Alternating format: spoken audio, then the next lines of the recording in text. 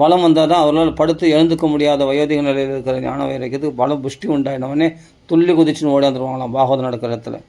எங்கோ ஒரு மூலையில் பாகவதம் நடந்தாலே அந்த பக்தி ஞான வைராக்கியத்துக்கு பலம் பெற்றுவிடுவார்கள். அவர்கள் வந்து விடுவார்கள். தத்ரிகம் தருணாயதி, அதாவது இளமையோடு வந்து விடுவார்கள்னு அர்த்தம். அதனால் அழைத்து கொண்டு அங்கே வருவார்கள். அங்கே வருவாள் பக்தி தேவி தன் பிள்ளைகளோடு. ஏனெனில் எங்கு ஸ்ரீமத் பாகவத கதைகள் கூறப்படுகின்றனவோ அங்கெல்லாம் பக்தி முதலியவர்கள் தாங்களாகவே வந்து விடுவார்கள். அங்கு அவர்கள் காதுகளில் இக்கதைகளின் ஒளி விழுமையானால் அம்மூவரும் முதுமை நீங்கி இளமை பெறுவார்கள். அப்படி இளமையோடு துள்ளி குதிச்சுட்டு வருவாங்க. சூதர் சொல்கிறார், இவ்வாறு சனகாதிகள் நாரதரையும் அழைத்து கொண்டு ஸ்ரீமத் பாகவதமாகிற அமுத கதையை கேட்க விரும்பி கங்கை கரைக்கு வந்தனர். அதான் ஆனந்தவனத்துக்கு வந்தாங்க. இவ்வாறு அவர்கள் கங்கை கரைக்கு வரவே பூலோகம்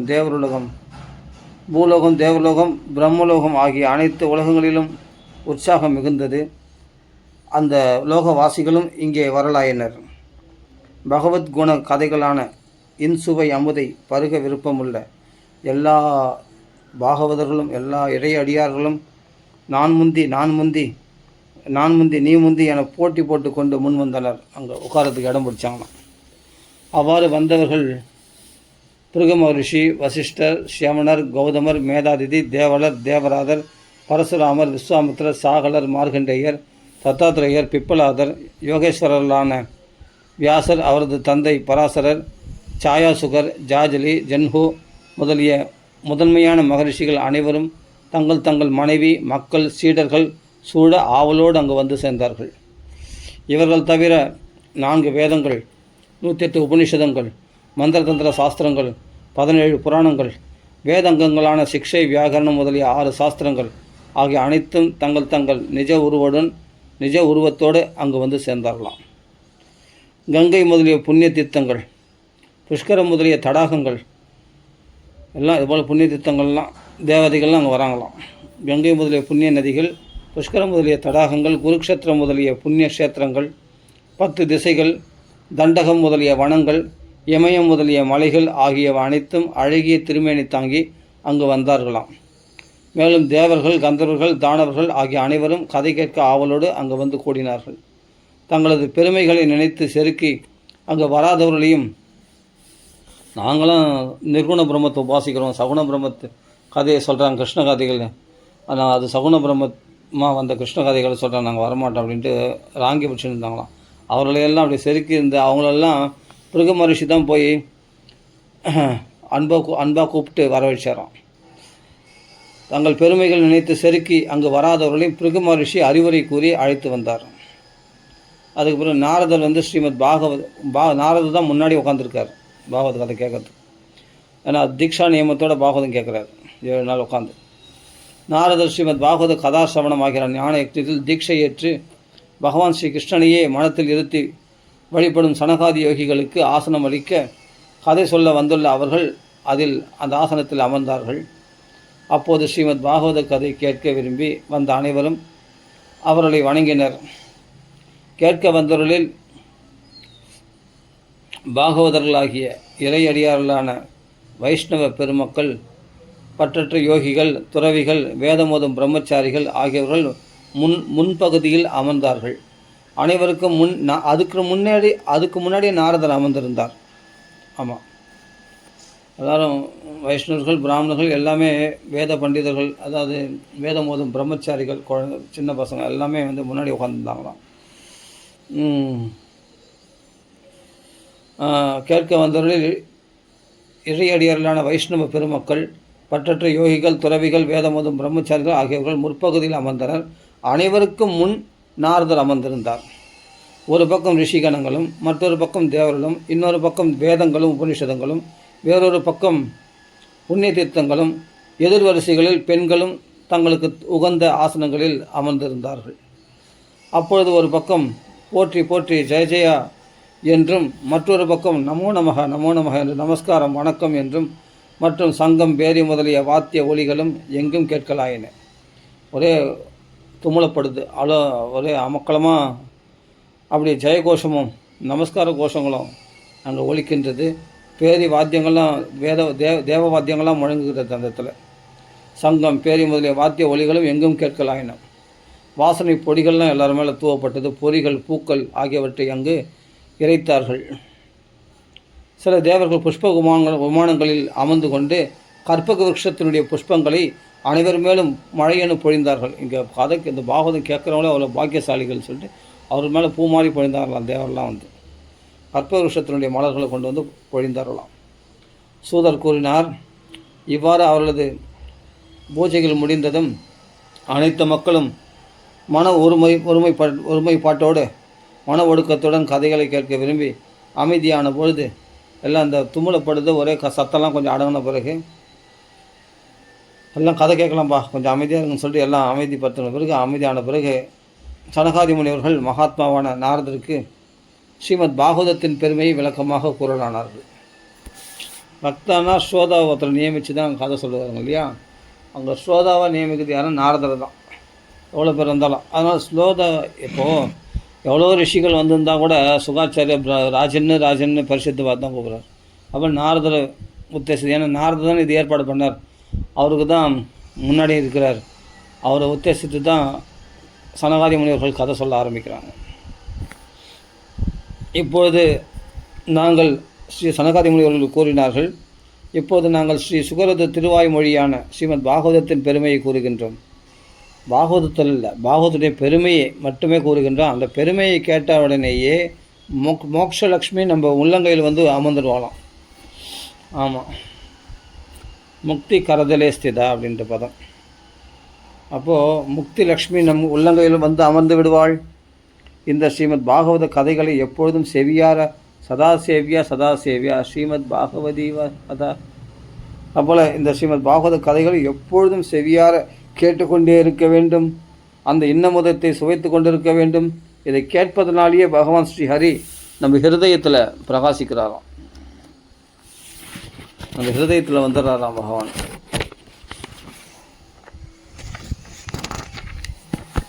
எஸ்ய ஸ்ரவண மாத்திரேன்னு ஹரிச்சித்தம் சமாசிரியத். கேட்ட மாதத்துக்கு ஹிருதயத்தில் பகவான் வந்து உட்காந்துறானா. இந்த நூல் வந்து 18,000 ஸ்லோகங்களையும் 12 ஸ்கந்தங்களையும் கொண்டது.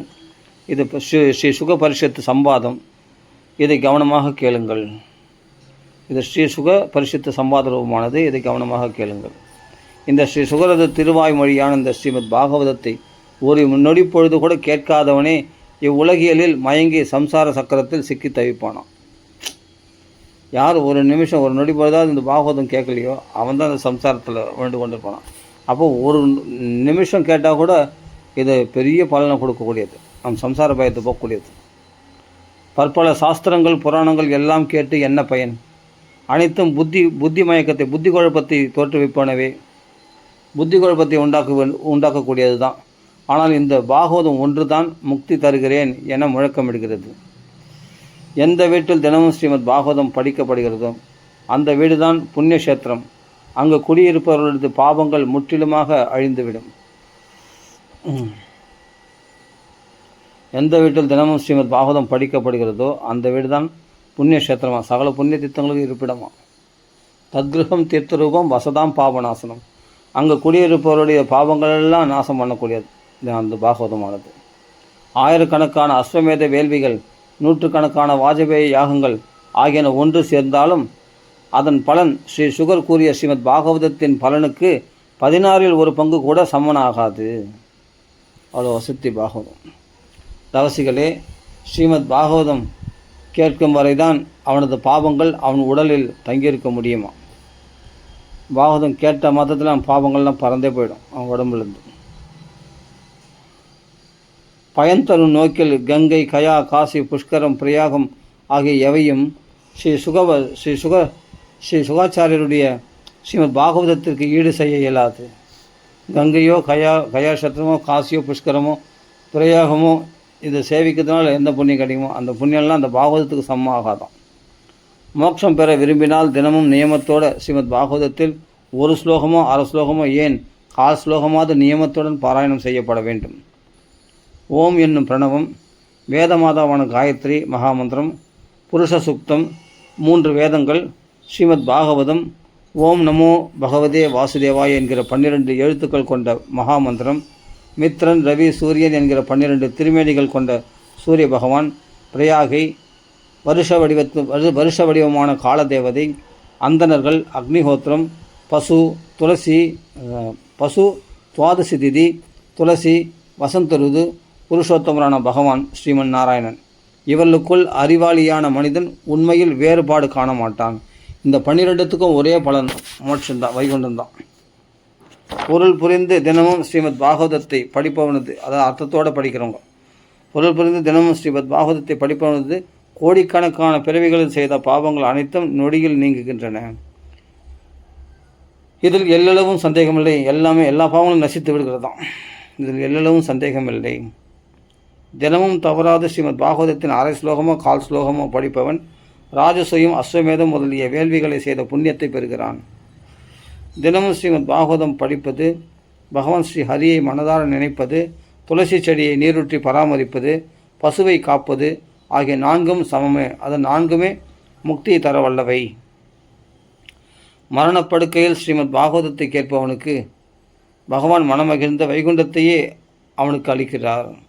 கடைசி காலத்தில் யார் பாகவதம் கேட்டு உயர விடுறாங்களோ அவங்களுக்கு பகவான் வைகுண்டத்தை கொடுக்குறாராம். இந்த ஸ்ரீமத் பாகவதத்தை தங்க சிம்மாசனத்தில் அமர்த்தி பகவானது அடியாருக்கு தானமளிப்பவன் பகவானது சாயுஜ்ய பதவியை அடைகிறான். ஒருவன் தன் வாழ்நாளில் ஸ்ரீமத் பாகவத அமுதத்தை மனதார ஒரு முறையாவது அல்லது சிறிதளவாவது கேட்டு பருகியிருப்பானே ஆகில் அவன் பாக்கியசாலி. இல்லையேல் சண்டாளனை போலவும் கழுதையைப் போலவும் தன் வாழ்நாட்களை வீணடித்தவனாவான். அவன் தன் தாயை அழகை குறைத்து பிரசவ வழியால் துடிக்கச் செய்த பாவியாவான். யார் பாகவதம் கேட்கலையோ அவன். ஸ்ரீ சுகரது திருவாக்காகிற ஸ்ரீமத் பாகவதத்தை சிறிதளவாவது அதிலுள்ள கதைகளில் ஏதாவது ஒன்றையாவது கேட்காதவன் உயிருடன் இருந்தும் அவன் பிணத்துக்கு ஒப்பானவன். அவன் சவம்தான், அவன் சிவமாக மாட்டான். அவன்தான் பாவி. இந்த பூமிக்கு அவனல்லவோ சுமை. அவனை காட்டிலும் விலங்குகளே மேலானவை. அவன் இருந்தும் பயனில்லை. அவனை அனைவரும் நிந்திப்பார்கள் என்று விண்ணிலுள்ள இந்திரன் முதலிய தேவர்கள் கூறுகிறார்கள். இவ்வுலகில் ஸ்ரீமத் பாகவதத்தை கேட்கும் வாய்ப்பு கிடைப்பது அரிதினும் அரிது. கோடிக்கணக்கான பிறவிகளில் செய்த புண்ணியத்தால் அன்றி இந்த பாகவதம் பிறர்க்கு அரிது. நாரதரே, நீங்களோ மிகவும் அறிவாளி, யோகங்களின் கொள்கலன், யோகியரில் சிறந்தவர். ஈடுபாட்டோடு கதை கேட்க வேண்டும் என்பதே நியமம். ஈடுபாட்டோடு கதை கேட்க வேண்டும் என்பதே நியமம். இத்தனை தினங்கள் கேட்க வேண்டும் என்கிற நியமம் இல்லை. எப்போதுமே கேட்க வேண்டும். முக்கியமாக பொய்யுரைக்காது பிரம்மச்சரிய நியமத்தோடு இருந்து கேட்பது சிறந்தது. ஆனால் கலியுகத்தில் இது இயலாதென்று எண்ணிய சுகபிரம்ம ரிஷி ஒரு வழியை வகுத்து கூறியுள்ளார். அதை கூறுகிறோம் கேள். கலியுகத்தில் பல நாட்கள் வரை மன அடக்கம், நியமங்களை கடைபிடித்தல், புண்ணிய கர்மங்களுக்காக தீட்சை மேற்கொள்ளுதல் ஆகியன மிகவும் கடினம் என்பதால் 7 நாட்கள் சப்தாகம் என்கிற விதிமுறையை கூறியுள்ளார். தினந்தோறும் மிக்க ஈடுபாட்டுடன் கேட்பது அல்லது மாசி மாதத்தில் கேட்பது என்பதால் கிடைக்கும் புண்ணியம் என்னவோ அதே புண்ணியத்தை 7 நாட்களில் சப்தாக முறையில் 7 நாட்களில் கேட்பதாலேயே பெறலாம் என்கிறார் ஸ்ரீ சுகர். மன அடக்கமின்மை, நோய்கள் அதிகமாக பரவுதல், ஜீவர்களின் அற்புதமான ஆயுள், கலியுகத்தில் நேரும் பலவிதமான துன்பங்கள், இவை அனைத்தையும் நன்கு ஆலோசித்தே இந்த சப்தாக விதியானது ஏற்படுத்தப்பட்டது. தவம், யோகம், சமாதி நிலை ஆகியவைகளாலும் பெற இயலாத உயர்ந்த பலனை இந்த சப்தாக சிரவண விதியினால் 7 நாட்களில் கேட்பது என்கிற நியமத்தால் எளிதாகவே பெற இயலும். தவத்தினால, யோகத்தினால, சமாதினால.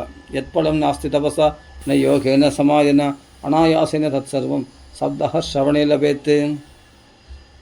தவம், யோகம், சமாதி நிலை ஆகியவைகளாலும் பெற இயலாத உயர்ந்த பலனை இந்த சப்தாக சிரவண விதியினால் 7 நாட்கள் கேட்பது என்கிற நியமத்தால் எளிதாகவே பெற இயலும். அனாயாசேன தத் சர்வம், எளிதாகவே பெற இயலும். இந்த சப்தாக சிரவணம் என்பது அஸ்வமேதம் முதலிய வேள்விகள் செய்வதை காட்டிலும் சிறந்தது. சாந்திராயணம் முதலிய விரதங்களிலும் இதுவே உயர்ந்தது. தவத்திலும் இது உயர்ந்தது. தீர்த்த யாத்திரை மேற்கொண்டு புண்ணிய தீர்த்தங்களில் ஸ்நானம் செய்வதால் பெறக்கூடிய புண்ணியத்தை காட்டிலும் அதிக புண்ணியத்தை தரக்கூடியது இந்த சப்தாகமானது. இந்த 7 நாட்கள் பாராயணம் செய்வதும் அதை கேட்பதும் அஷ்டாங்க யோகத்திலும் சிறந்தது. இவ்வளவு என்ன, தியானம் யோகம், ஞான யோகம் ஆகியவற்றை விட சிறந்தது. இதன் பெருமை எவ்வளவுதான் சொல்வது. அனைத்து மார்க்கங்களிலும் இந்த பாகவதமே சிறந்தது. சௌனகர் கேட்கிறார், சூதரே, தாங்கள் ஸ்ரீமத் பாகவத சப்தாக சிரவணம் பற்றி கூறியது வியப்பாக இருக்கிறது.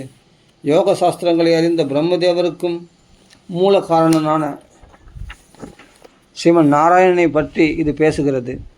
முக்தி பெறும் பல பல வழிகளில் ஞானம், யோகம் முதலிய வழிகளை காட்டிலும் இந்த கலியுகத்தில் ஸ்ரீமத் பாகவத சப்தாக சிரவணமே சிறந்தது என்பதுதான் எப்படி? இது சிறந்து விளங்க காரணம் என்ன? சூதர் கூறுகிறார், சௌனகரே, பகவான் ஸ்ரீகிருஷ்ணன் இவ்வுலகை விடுத்து ஸ்ரீவைகுண்டம் செல்லும் முன் உத்தவருக்கு ஸ்ரீமத் பாகவதத்தின் 11வது ஸ்கந்தத்தை கூறினார். அது முழுக்க முழுக்க ஞானத்தையே பிரதானமாக கொண்டது. இதை கேட்ட பின்பு உத்தவர் பகவானிடம் கூறலானார். உத்தவர் பகவானை கேட்கலானார். உத்தவர் கேட்கிறார், கோவிந்தா, இவ்வுலகில் இதுவரை அடியார்களை காத்து இப்பொழுது ஸ்ரீ வைகுண்டம் செல்ல தயாராக இருக்கிறீர்கள். இப்பொழுது என் மனத்தில் தோன்றியுள்ள கலக்கத்தை சற்றே கேட்டு எனக்கு தெளிவு பெறும் வழியை கூறிய பின் நீங்கள் வைகுண்டம் செல்லுங்கள். இப்பொழுது கொடுமையான கலிகாலம் வரப்போகிறது. இந்த பூமியில் தீயவர்கள் அதிக அளவில் தோன்றுவார்கள். இத்தீயவர்களின் சேர்க்கையால் இருக்கும் சில சத்புருஷர்களும் கூட தீயவர்கள் ஆகிவிடுவார்களே. அப்பொழுது அவர்களது சுமையால் துன்பப்படும் பசுமேனியாலான இந்த பூமாதேவி யாரை சரணம் பற்றுவாள்? தாமரை கண்ணனே, தங்களை விட்டால் இந்த பூமியை காப்பவர் யாருமே இல்லை என்று எனக்கு தோன்றுகிறது. இறைவனே, தாங்களோ ஏழை பங்காளர். இறையடியார்களை நினைத்து அவர்கள் மேல் கருணை கொண்டு இங்கிருந்து வைகுண்டம் செல்ல வேண்டாம். தாங்கள் ஒரு குறிப்பிட்ட திருமேனியற்றவர். நிர்குண நிராகார சிஸ்வரூபரான தாங்கள் பக்தர்களுக்கு அருள் புரியவே அனந்த கல்யாண குண கம்பீரனாக திருமேனியுடன் காட்சியளிக்கிறீர்கள்.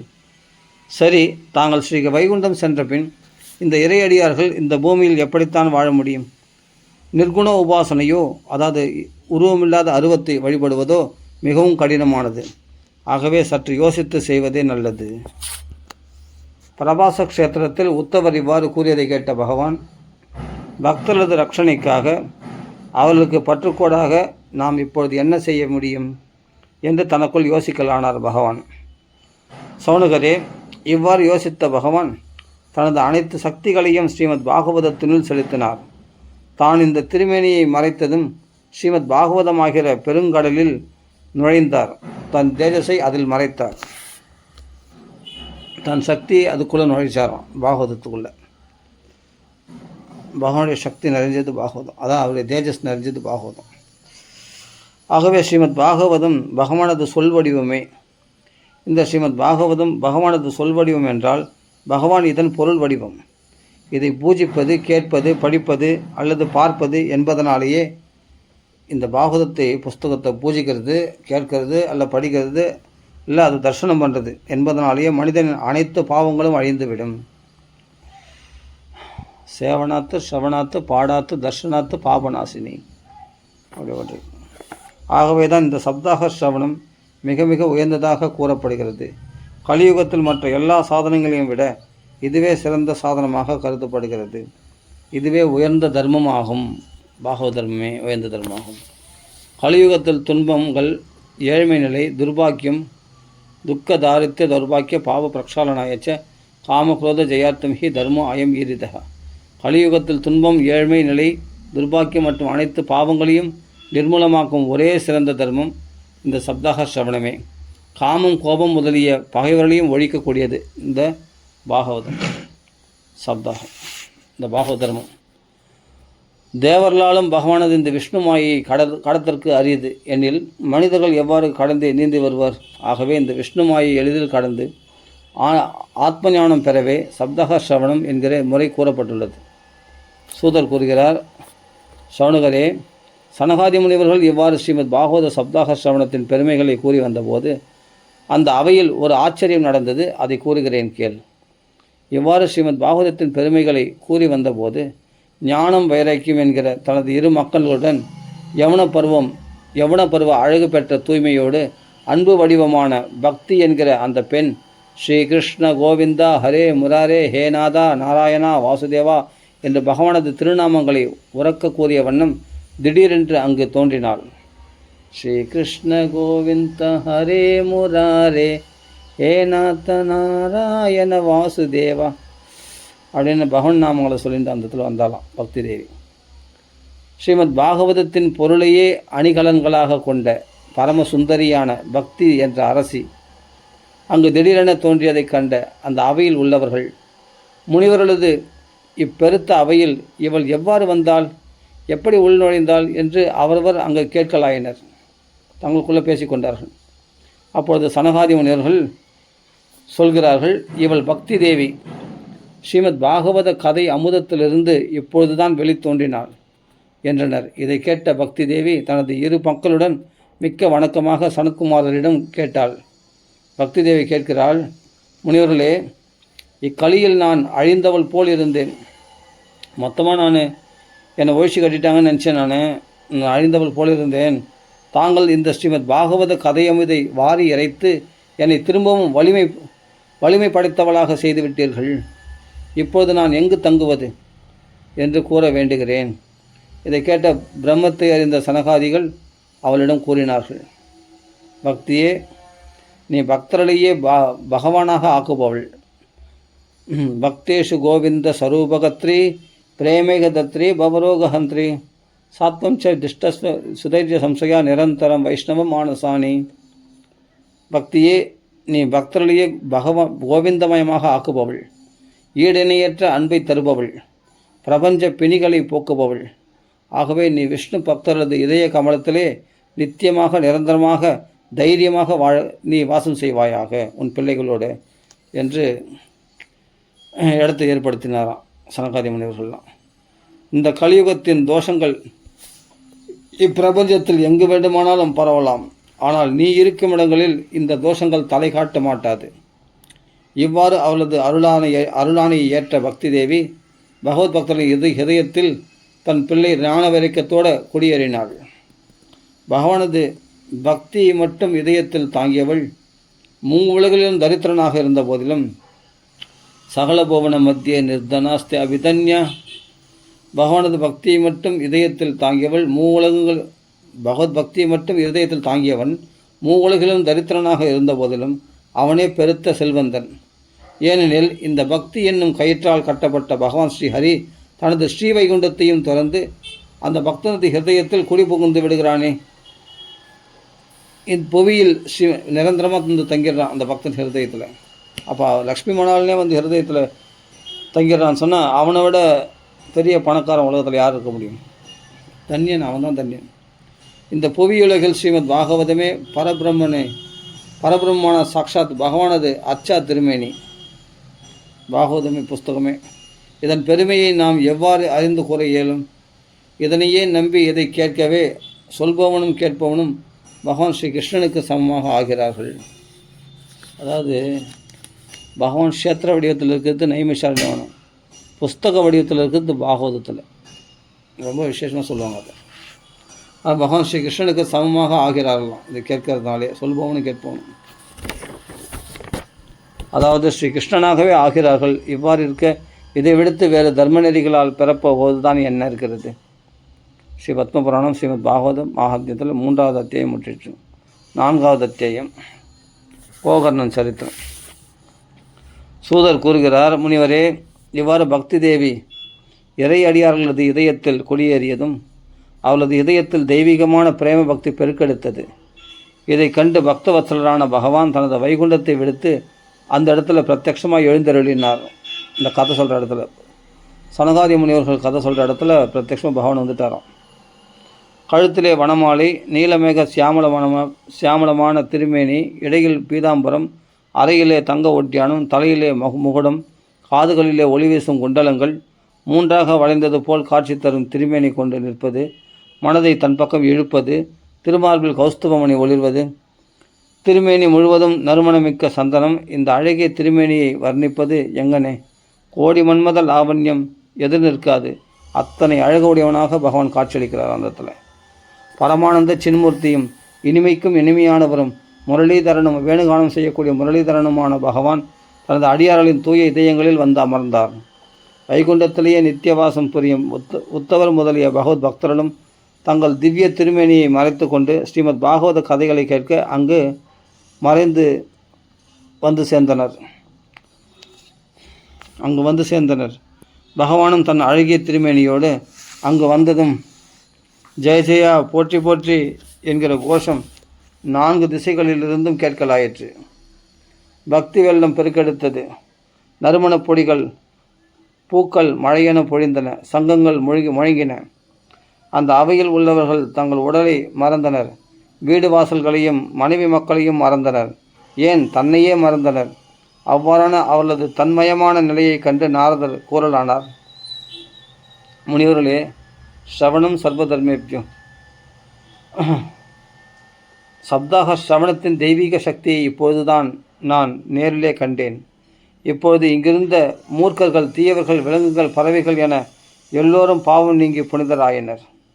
ஆகவே இந்த கலியுகத்தில் மன அழுக்கு நீங்க பெற, சித்தம் தெளிவு பெற, பாவ குவியல்களை போக்க ஸ்ரீமத் பாகவத கதாசிரவணம் என்பதை தவிர வேறொரு சாதனம் இம்மண்ணுலகில் வேறு எதுவுமே இல்லை. முனிவர்களே, தாங்கள் கருணை கடல், அருள் நோக்கு உடையவர்கள். இப்பிரபஞ்சத்தின் நலன் கருதி இந்த ஒப்பற்ற தெளிவான வழியை காட்டினீர்கள். ஸ்ரீமத் பாகவத கதைகளான சப்தாக வேள்வியினால் இம்மண்ணுலகில் நன்மை பெற்றவர்கள் யார் யார் என்பதை தயவு செய்து கூற வேண்டுகிறேன். இந்த சப்தாக வேள்வியினால் மண்ணுலகில் நன்மை பெற்றவர்கள் யார் யார் என்பதை தயவு செய்து கூற வேண்டுகிறேன். சனகாதிகள் கூறுகிறார்கள், ஏ மாணவா பாவ கிருதஸ்து சர்வதா சதா துராச்சார ரதா விமாகுகா ரோதாக்னி தக்தா குடிலாஸ்ச காமினகா சப்தாக யக்னேன கலோ புனந்திதே. எப்பொழுதும் பாவங்களை செய்வதிலேயே கருத்துடையவர்கள், ஆச்சார அனுஷ்டானங்களை விட்டவர்கள், தீய வழியிலே செல்பவர்கள், கோபம் என்ற தீயினால் வெந்து மடிபவர்கள், தீய எண்ணம் கொண்டவர்கள், காமத்தீயை பெரிதாக எண்ணி மயங்குபவர்கள் ஆகியவர்களும் இக்கலியில் இந்த சப்தாக வேள்வியினால் தூய்மை பெற்று இருக்கிறார்கள். பொய் சொல்லக்கூடியவர்கள், சத்தியனஹீனா பித்ருமாத்திர தூஷகா, வாய்மை தவறியவர்கள், தாய் தந்தையரை நிந்தித்தவர்கள், பேராசை உடையவர்கள், தத்தமது வர்ணாசிரமங்களுக்குரிய அறநெறிகளை விட்டவர்கள், பகட்டான வாழ்க்கை வாழ்பவர்கள், பிறர் பெருமை கண்டு மனம் பொறாதவர்கள், பொறாமைக்காரர்கள், பிறரை துன்புறுத்துபவர்கள் முதலியவர்களும் இந்த 7 நாட்கள் பாராயணம் மற்றும் கதை கேட்பதனால் தூய்மை அடைகிறார்கள்.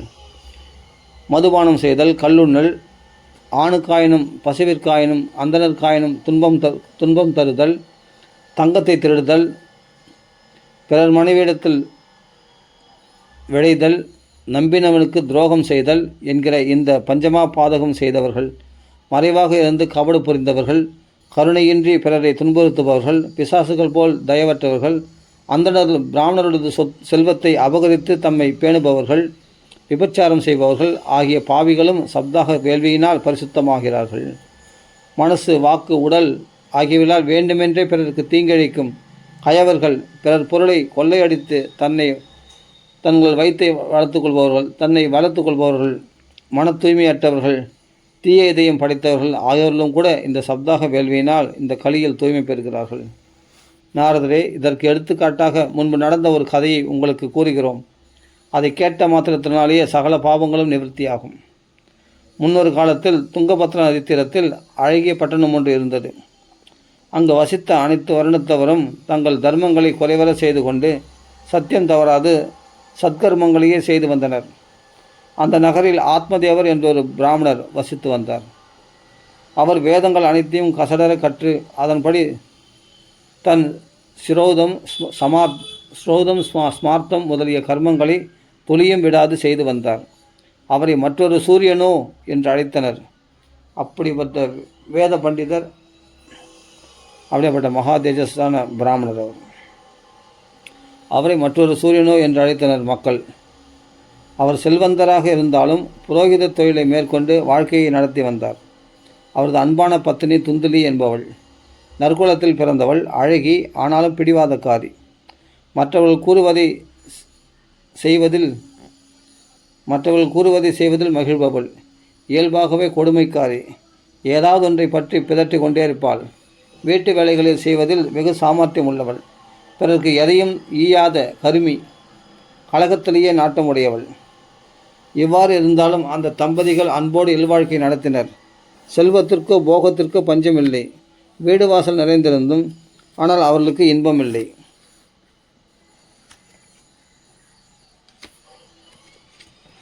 இன்பம் இல்லை அவர்களுக்கு.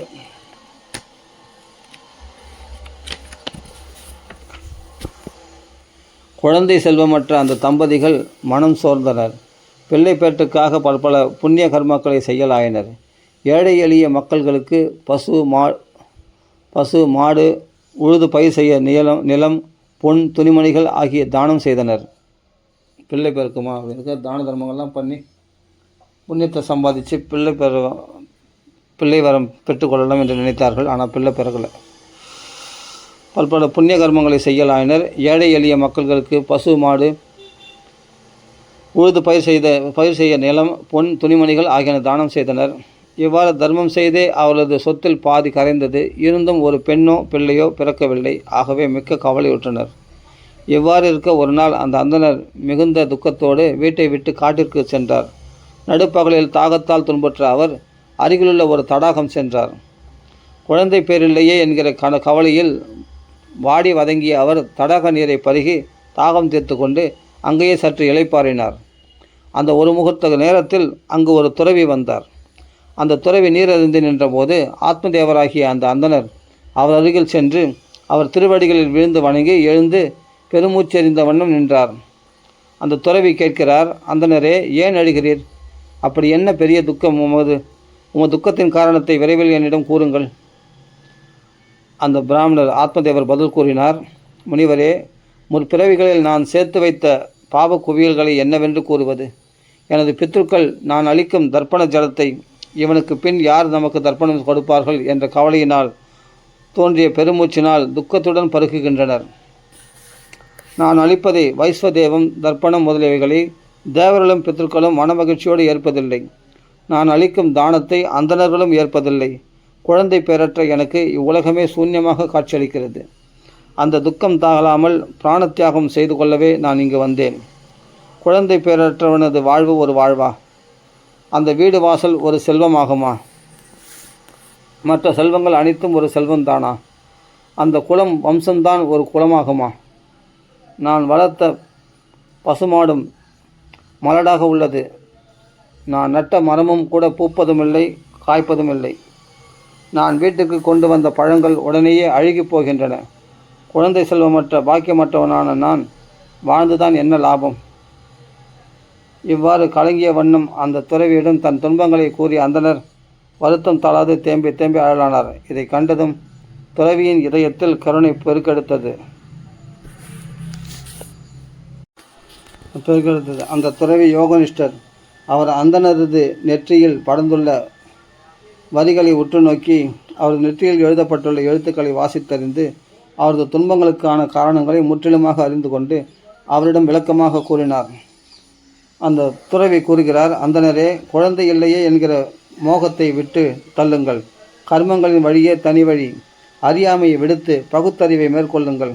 உலகில் வாசனைகளை விட்டுவிடுங்கள். பிராமணரே, இப்பொழுது உங்கள் முன்வினை பயன்களை பிராரத்தத்தை நினைத்து பார்த்தேன். உமக்கு இன்னும் 7 பிறவிகளுக்கு குழந்தை பேர் இல்லவே இல்லை என்பது உறுதியாக தெரிகிறது. முன்காலத்தில் சகர மன்னன், அங்க மன்னன் ஆகியோர்களும் இந்த குழந்தை பேரில்லா துக்கத்தை அனுபவித்தவர்கள்தான். ஆகையால் ஐயா, இந்த குடும்ப பற்றை வெற்றொழியுங்கள். துறவரம் எப்பொழுதும் இன்பமானது. அதனால் துறவரம் மேற்கொள்ளுங்கள் என்றார். அப்பொழுது ஆத்மதேவர் கூறுகிறார், துறவியே, உங்கள் புத்திமதிகளால் எனக்கு என்ன பயன்? எனக்கு எப்படியாவது குழந்தை பேருதான் வேண்டும். இல்லையெனில் உங்கள் எதிரிலேயே துன்பத்தினால் மூர்ச்சையடைந்து பிராணனை விடுவேன். மனைவி மக்கள் என்கிற சுகமற்ற இந்த துறவரம் சாரமற்றது. மனைவி மக்கள் பேரன்கள் ஆகியோருடன் நிறைந்து விளங்கும் இல்லறம்தான் இவ்வுலகில் இனியது. பிராமணனது பிடிவாதத்தை கண்ட அந்த துறவி அவரிடம் கூறினார், தலையெழுத்தை யாரால் தான் மாற்ற முடியும்? இது விஷயத்தில் மன்னன் சித்திரகேது பட்ட துன்பங்கள் போதுமே. நம் முயற்சி தெய்வாதீனமாக பயனளிக்கவில்லை எனில் நாம் வருந்தத்தான் வேண்டும். அதை எதிர்த்து நிற்க முடியாது. அதுபோலத்தான் நீயும் குழந்தை பேர இன்பத்தை பெற முடியாது. நீயோ பிடிவாதத்தை விடவில்லை, என்னிடம் வேண்டி நிற்கிறாய். இப்பொழுது நான் என்ன சொல்வது? அந்தனது பிடிவாதத்தை கண்டு மனமிளகிய அந்த துறவி அவரிடம் ஒரு பழத்தை தந்து, உன் மனைவியிடம் இதை சாப்பிட சொல், குழந்தை பிறக்கும் என்றார். மேலும் உனது மனைவி பொய்யுரைக்காமல் சத்தியத்தை பேச வேண்டும். ஒழுக்கமுடைமை, பொறாமை இல்லாமல் ஒழுக்கமாக நடக்க வேண்டும். பொறாமை இல்லாதவளாக இருக்க வேண்டும். ஈகை, தான தர்மங்கள் செய்ய வேண்டும். ஒரு நாளில் ஒரு தரமே உணவு ஏற்பது என்கிற நியமங்களுடன் 1 வருட காலம் விரதம் அனுஷ்டிக்க வேண்டும். இவ்வாறு விரதம் இருந்தால் பிறக்கும் குழந்தை நல்லவனாக சாதுவாக இருப்பான் என்று கூறினார். இவ்வாறு கூறிவிட்டு அந்த துறவி அங்கிருந்து சென்று விட்டார். அந்த பழத்துடன் ஆத்மதேவர் வீடு திரும்பினார். பழத்தை மனைவியிடம் தந்து முனிவர் கூறியது அனைத்தையும் கூறிவிட்டு வெளியே எங்கேயோ சென்று விட்டார். இதை கண்டு தீய எண்ணம் கொண்ட அந்த பிராமண பெண்மணி, அந்த துந்துலியானவள் தன் தோழியிடம் அழுது கொண்டே கூறலானாள். தோழியே, இதென்ன பெருத்த கவலை? நான் இந்த பழத்தை புசிக்க மாட்டேன். பழத்தை தின்றால் கர்ப்பம் தோன்றும், அதனால் வயிறு பெருத்துவிடும். பிறகு இது அது என்று எதையும் விருப்பம் போல் சாப்பிட இயலாது. அதனால் உடல் சக்தி குன்றும். பின் வீட்டு வேலைகளை யார் செய்வார்கள்? சரி, ஒருவேளை கிராமத்திற்குள் திருடல் புகுந்து விட்டால் கர்ப்பிணியான நான் எவ்வாறு ஓடி தப்பிப்பேன்? ஒருவேளை அந்த கர்ப்பம் சுகபிரம்ம ரிஷி போல வயிற்றிலேயே தங்கிவிட்டால் பின் எப்படி பிரசவிப்பது? பிரசவ காலத்தில் அந்த குழந்தை குறுக்காக வந்தால் என் உயிரே போய்விடுமே. குறுக்காக மாட்டிக்கொண்டால் என் உயிரே போய்விடுமே கர்ப்பத்தில். மேலும் பிரசவ வலி தாங்க முடியாதாம். அழகிய பெண்ணாகிய நான் இவற்றையெல்லாம் எப்படி பொறுப்பேன்?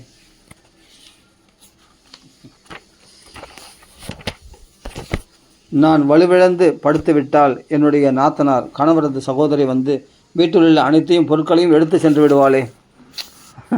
வீட்டில் அனைத்து பொருட்களையும் எடுத்து சென்று விடுவாளே. அதே போல் பொய்யை பேசாமல் சத்தியத்தை காப்பது, ஒழுக்கத்துடன் இருப்பதல் போன்ற நியமங்களை கடைபிடித்தலோ மிகவும் கஷ்டமாக தோன்றுகிறது. பிரசவ வழி வேறு. மேலும் குழந்தை பிறந்ததும் அதை பாலூட்டி சீராட்டி வளர்ப்பதோ, ஆறாரோ ஆளாட்டி பாடி அதை தூங்க வச்சுன்னு அது தூங்காமல் நம்மளையும் தூங்க விடாமல் சீராட்டி வளர்ப்பதோ இன்னும் சிரமம். என்னை பொறுத்தவரை மலடியும் விதவியுமே பாக்கியசாலிகள். இவ்வாறு தவறாக எண்ணி கலங்கிய அவள் அந்த பழத்தை புசிக்கவில்லை. அவள் கணவன் பழம் சாப்பிட்டாயா என்று கேட்டபோது சாப்பிட்டேன் என்று பொய்யுரைத்தாள். ஃபஸ்ட்டு பொய்யே சொல்லக்கூடாது. அது பொய்யே ஃபஸ்ட்டு துணை அவுட்டு, பொய் சொல்ல ஆரம்பிச்சிட்டான். சாப்பிட்டேன் என்று பொய்யுரைத்தாளாம். இவ்வாறு இருக்க இதனிடையில் அவளது தங்கை அங்கு வந்தாள். அப்பொழுது அவளிடம் முழு விவரத்தையும் கூறி, இதுவே எனக்கு பெருத்த கவலையாக உள்ளது என்று அவள் தங்கையிடம் தன் குறைகளை கூறினாள்.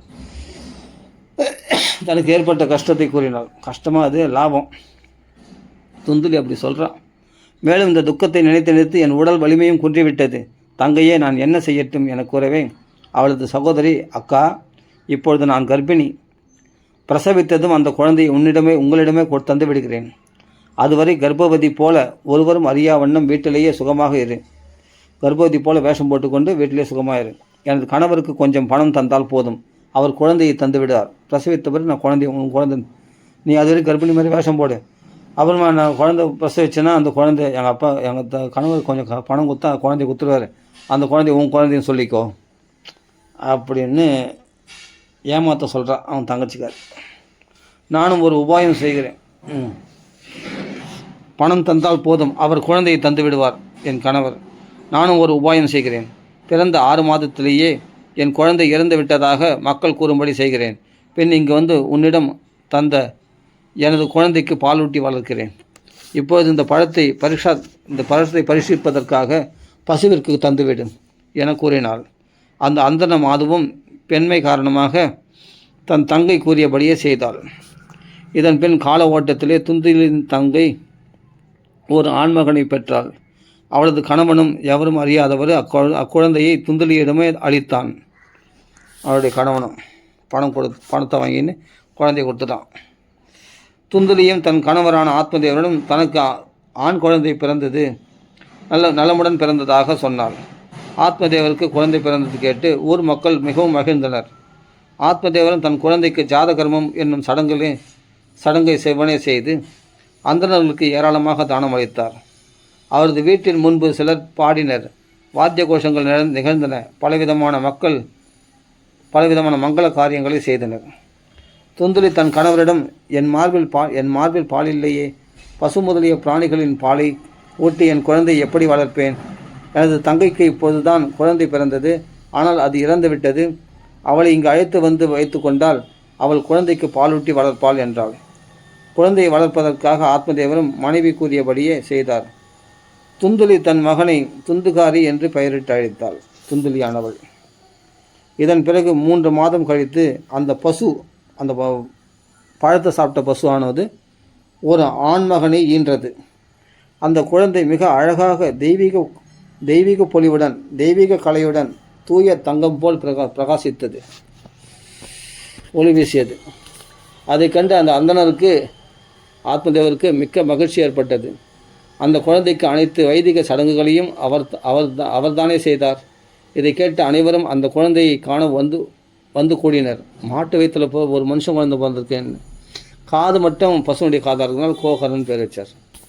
அவர்கள் தங்களுக்குள், ஆத்மதேவருடைய அதிர்ஷ்டத்தை பார்த்தீர்களா, என்ன ஆச்சரியம், ஒரு பசுமாடும் இவ்வளவு அழகான தெய்வீகமான குழந்தையை பெற்றிருக்கிறதே, தெய்வ செயலாக இந்த உண்மை ஒருவருக்கும் தெரியாது என்று பேசிக்கொண்டனர். ஆத்மதேவர் அந்த குழந்தையின் காதுகள் பசுவின் காதுகள் போலிருப்பது கண்டு அதற்கு கோகர்ணன் என்று பெயரிட்டார். சிறிது காலம் செல்ல அவர்கள் இருவரும் யவனம் பருவம் அடைந்தனர். அதில் கோகர்ணன் நன்கு படித்த அறிவாளியானான். ஆனால் துந்துகாரியோ மகா துஷ்டனாக இருந்தான். ஸ்நானம், ஒழுக்கம் முதலிய அந்தணர்களுக்குரிய எந்த ஆச்சாரமும் அவனிடம் இல்லை. துந்துகாரியத்தில் உணவு விஷயங்களிலும் ஒரு நியமம் இல்லை. சினமே தலை தூக்கி நின்றது. தவறான பொருட்களை சேகரிக்கலானான். பிணத்திற்கு இடும் வாய்க்கரிசியை கூட சாப்பிடலானான். திருடுதல், பிறரிடம் காரணமின்றி பகைமை கொள்ளுதல் இவனது இயல்பாகிவிட்டது, துந்துகாரின் இயல்பாகிவிட்டது. பிறர் அறியாத வண்ணம் மற்றவர் வீடுகளில் நெருப்பு வைக்கலானான். விளையாடுகிற சாக்கில் பிறரது குழந்தைகளை எடுத்து சென்று கிணற்றில் போட்டு விடுவான். கிணற்றில் தள்ளினான். பிறரை துன்புறுத்தலே இவனது வேலை. கையில் ஆயுதங்கள் ஏந்தி குருடர்களையும் ஏழை எளியவர்களையும் வீணாக துன்புறுத்தினான். சண்டாளர்களை மிகவும் நேசித்தான். கையில் கயிறுகள் எடுத்துக்கொண்டு நாய்களுடன் வேட்டையாடுகிறேன் என்று இங்கும் அங்கும் அலைவான். வேசிகளுடன் சேர்க்கை கொண்டு தந்தையின் சொத்துக்கள் அனைத்தையும் வீணாக்கினான். ஒரு நாள் தாய் தந்தையரை தாக்கிவிட்டு வீட்டிலுள்ள பாத்திரங்களை கவர்ந்து சென்றான். இவ்வாறு அனைத்து சொத்துக்களும் வீணான போது பரிதாபத்திற்குரிய அவனை தகப்பனார் இம்மாதிரி துஷ்ட பிள்ளையை பெற்றதை விட அவன் தாய் மலடியாகவே இருந்திருக்கலாமே, தீய பிள்ளை என்றுமே துன்பம் தரக்கூடியவன் தானே என்று புலம்புகிறார் ஆத்மதேவர். இப்பொழுது நான் எங்கு தங்குவேன், எங்குதான் போவேன், எனது இந்த சங்கடத்தை எவன்தான் போக்குவான், இடிபோல் இந்த துன்பத்தை என்மேல் விழுந்ததே, இதனால் என் உயிரே போகப் போகிறது என்று வாய்விட்டு கூறி கதறினாராம் ஆத்மதேவர். முதல்ல அந்த சன்னியாசம் வாங்க சொன்னார், அதே செய்திருக்கலாம் இல்லையா? சொன்ன பேச்சு கேட்கலாம். இப்படி தான் மகான்கள் சொன்ன பேச்சு கேட்கணும். இல்லைன்னா பிள்ளை இடத்துல உதப்பட்டு பிள்ளையை பார்த்து அப்பா பயந்துன்னு தான் இருக்கணும், கஷ்டப்பட்டு இப்படி புலம்புறார். அப்பொழுது அறிஞனான கோகர்ணன் அங்கு வந்தான். அவன் தன் தந்தைக்கு வைராக்கியத்தை பற்றி நன்கு விளக்கி சமாதானப்படுத்தினான். தந்தையே, இவ்வுலகமே சாரமற்றது, சுவையற்றது, துன்பமே வடிவமானது. தந்தையே, கோகர்ணன் சொல்கிறான் அப்பா பார்த்து, ஆத்மதேவரை பார்த்து, தந்தையே, இவ்வுலகமே சாரமற்றது, சுவையற்றது, துன்பமே வடிவானது, மயக்கத்தை அளிக்கக்கூடியது. மகன் எவனுக்கு, செல்வங்கள் யாருக்கு, இதில் பற்று கொண்டவன் பகல் இரவு என்றில்லாது எப்பொழுதும் எரிந்து கொண்டே இருப்பான். யாருக்கு யார் புல்ல, யாருடைய செல்வங்கள் இதெல்லாம், இதில் புல்ல விதத்திலையும் செல்வத்திலையும் பற்று கொண்டவன் பகல் இரவு என்று இல்லாமல் எப்பொழுதும் எரிந்து கொண்டே இருப்பான், நிம்மதியில் இருக்கிறது. இந்திரன் தேவர்களுக்கு அரசன், அவனுக்கு என்ன சுகம் இருக்கிறது? ஒரு மாமன்னனுக்கு தான், சக்கரவர்த்திக்கு தான் என்ன சுகம் உள்ளது? உலகில் தொடர்பு இல்லாமல் தனித்து வாழும் முனிவர்களுக்கும் பற்றற்றவர்களுக்குமே தான் சுகம் உண்டு. நச்சேந்திரஸ்ய கிஞ்சித் சுகம் ந சக்கரவர்த்தினக சுகமஸ்தி விரக்தஸ்ய முனிர் ஏகாந்த ஜீவினக. பற்றற்றவர்களுக்கும் முனிவர்களுக்குமே தான் ஏகாந்தம் வாசம் செய்யக்கூடிய அவர்களுக்கு தான் சௌக்கியம் உண்டு. உலகில் தொடர்பற்று தனித்து வாழும் முனிவர்களுக்கும் பற்றற்றவனுக்குமே தான் சுகம் உண்டு என்கிறார் கோகர்ணன் உபதேசம். இவன் எனது மகனாயிற்றே என்கிற அறியாமையை தூக்கி எறியுங்கள். உலகில் மயக்கத்தினால் நரகம்தான் கிடைக்கும். இவ்வுடல் என்ன சாஸ்வதமா? என்றோ ஒரு நாள் அழியத்தானே போகிறது. ஆகவே இந்த பற்றுகள் அனைத்தையும் எடுத்து வானகம் செல்ல விரும்பினால் கானகம் செல்லுங்கள். அதாவது மோட்சாடைய விரும்பினால் கானகத்தை செல்லுங்கள். கோகர்ணது அறிவுரையை கேட்ட ஆத்மதேவர் வனம் செல்ல எண்ணி அவனிடம், குழந்தாய், வனம் சென்று நான் என்ன செய்ய வேண்டும்? என்பதை விளக்கமாக கூறு. நானும் முடவன் இதுவரை கர்மவினையினால் பற்று என்னும் வலையில் சிக்கி வீடு என்கிற இருள் நிறைந்த பாழுங்கிணற்றில் முடவனைப் போல் விழுந்து துன்புற்றேன். வீடு என்கிற இருள் நிறைந்த பாழுங்கிணற்றில் முடவனைப் போல் விழுந்து துன்புற்றேன். நீயோ கருணை நிறைந்தவன், இப்பாழுங்கிணற்றிலிருந்து என்னை கரையேற்றிவை என்று வேண்டினார். கோகர்ணன் கூறுகிறான், தந்தையே, இவ்வுடல் எலும்பு, மாமிசம், இரத்தம் இவற்றால் ஆன ஒரு பிண்டம். இதில் நான் என்கிற எண்ணத்தை விட்டொழியுங்கள். மனைவி மக்களை எனது என்று எப்பொழுதும் நினைக்காதீர்.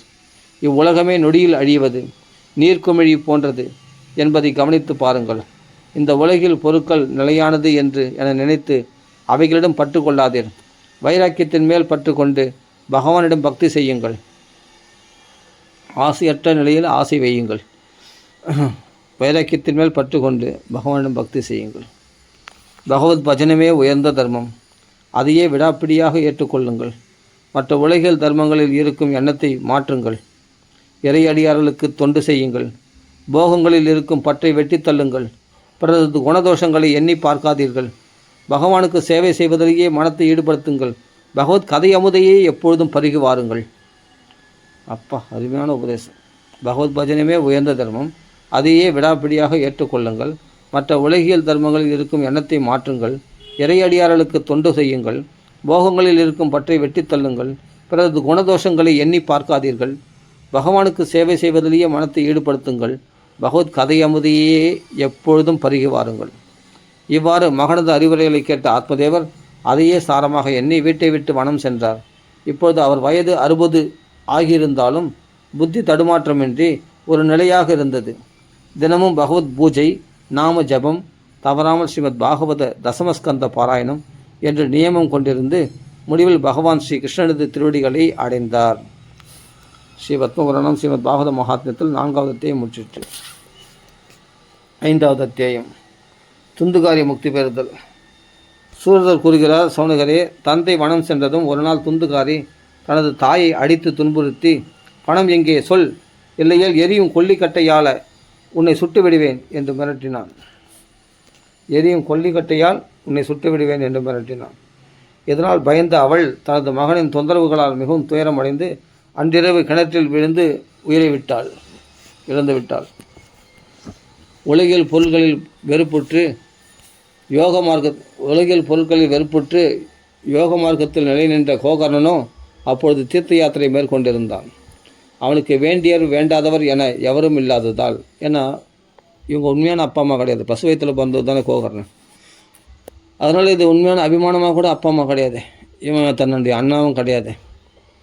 அதனால் அவர் பாட்டுக்கு எதுலையும் வேண்டுதல் வேண்டாம், இது நம்ம சொத்து இல்லை இந்த வீடு வாசல்லாம் அப்படின்ட்டு அவர் பாட்டுக்கு பற்றற்றவராக கிளம்பிட்டாராம். அப்பொழுது தீர்த்த யாத்திரை மேற்கொண்டிருந்தான். கோகர்ணன் அப்பொழுது தீர்த்த யாத்திரை மேற்கொண்டிருந்தார். அவருக்கு வேண்டியவரோ வேண்டாதவர் என எவரும் இல்லாததால் இந்த நிகழ்ச்சியால் அவர் வருத்தமோ துன்பமோ அடையவில்லை. அவர் பற்றற்ற நிலையில் இருந்தார். அதனால் அப்படிப்பட்ட ஆத்மனிஷ்டர். துந்துகாரியோ 5 விலை மாதர்களை அழைத்து வந்து தன் வீட்டிலேயே வைத்து கொண்டான். அவர்களுக்கு அழகு சாதனங்களை பெற்று தர எண்ணியதால் புத்தி தடுமாறிய அவன் பலவிதமான தவறான செயல்களை புரியலானான். ஒரு நாள் அந்த தீய மங்கையர், அந்த வேசிகள் தங்களுக்கு பல வகையான நகைகள் வேண்டுமென அவனை கட்டாயப்படுத்தினர். அவனோ காமத்தில் மயங்கி குருடனாகி தனக்கு இறப்பு என்பது ஒன்று உண்டு என்பதையே மறந்து பணம் திரட்ட வீட்டை விட்டு வெளியே ஏறினான். இங்கும் அங்கும் தெரிந்த அவன் நிறைய பொருளையும் துணிமணிகளையும் நகைகளையும் கொள்ளையிட்டு திருடி கொண்டு வந்து அவர்களுக்கு தந்தான்.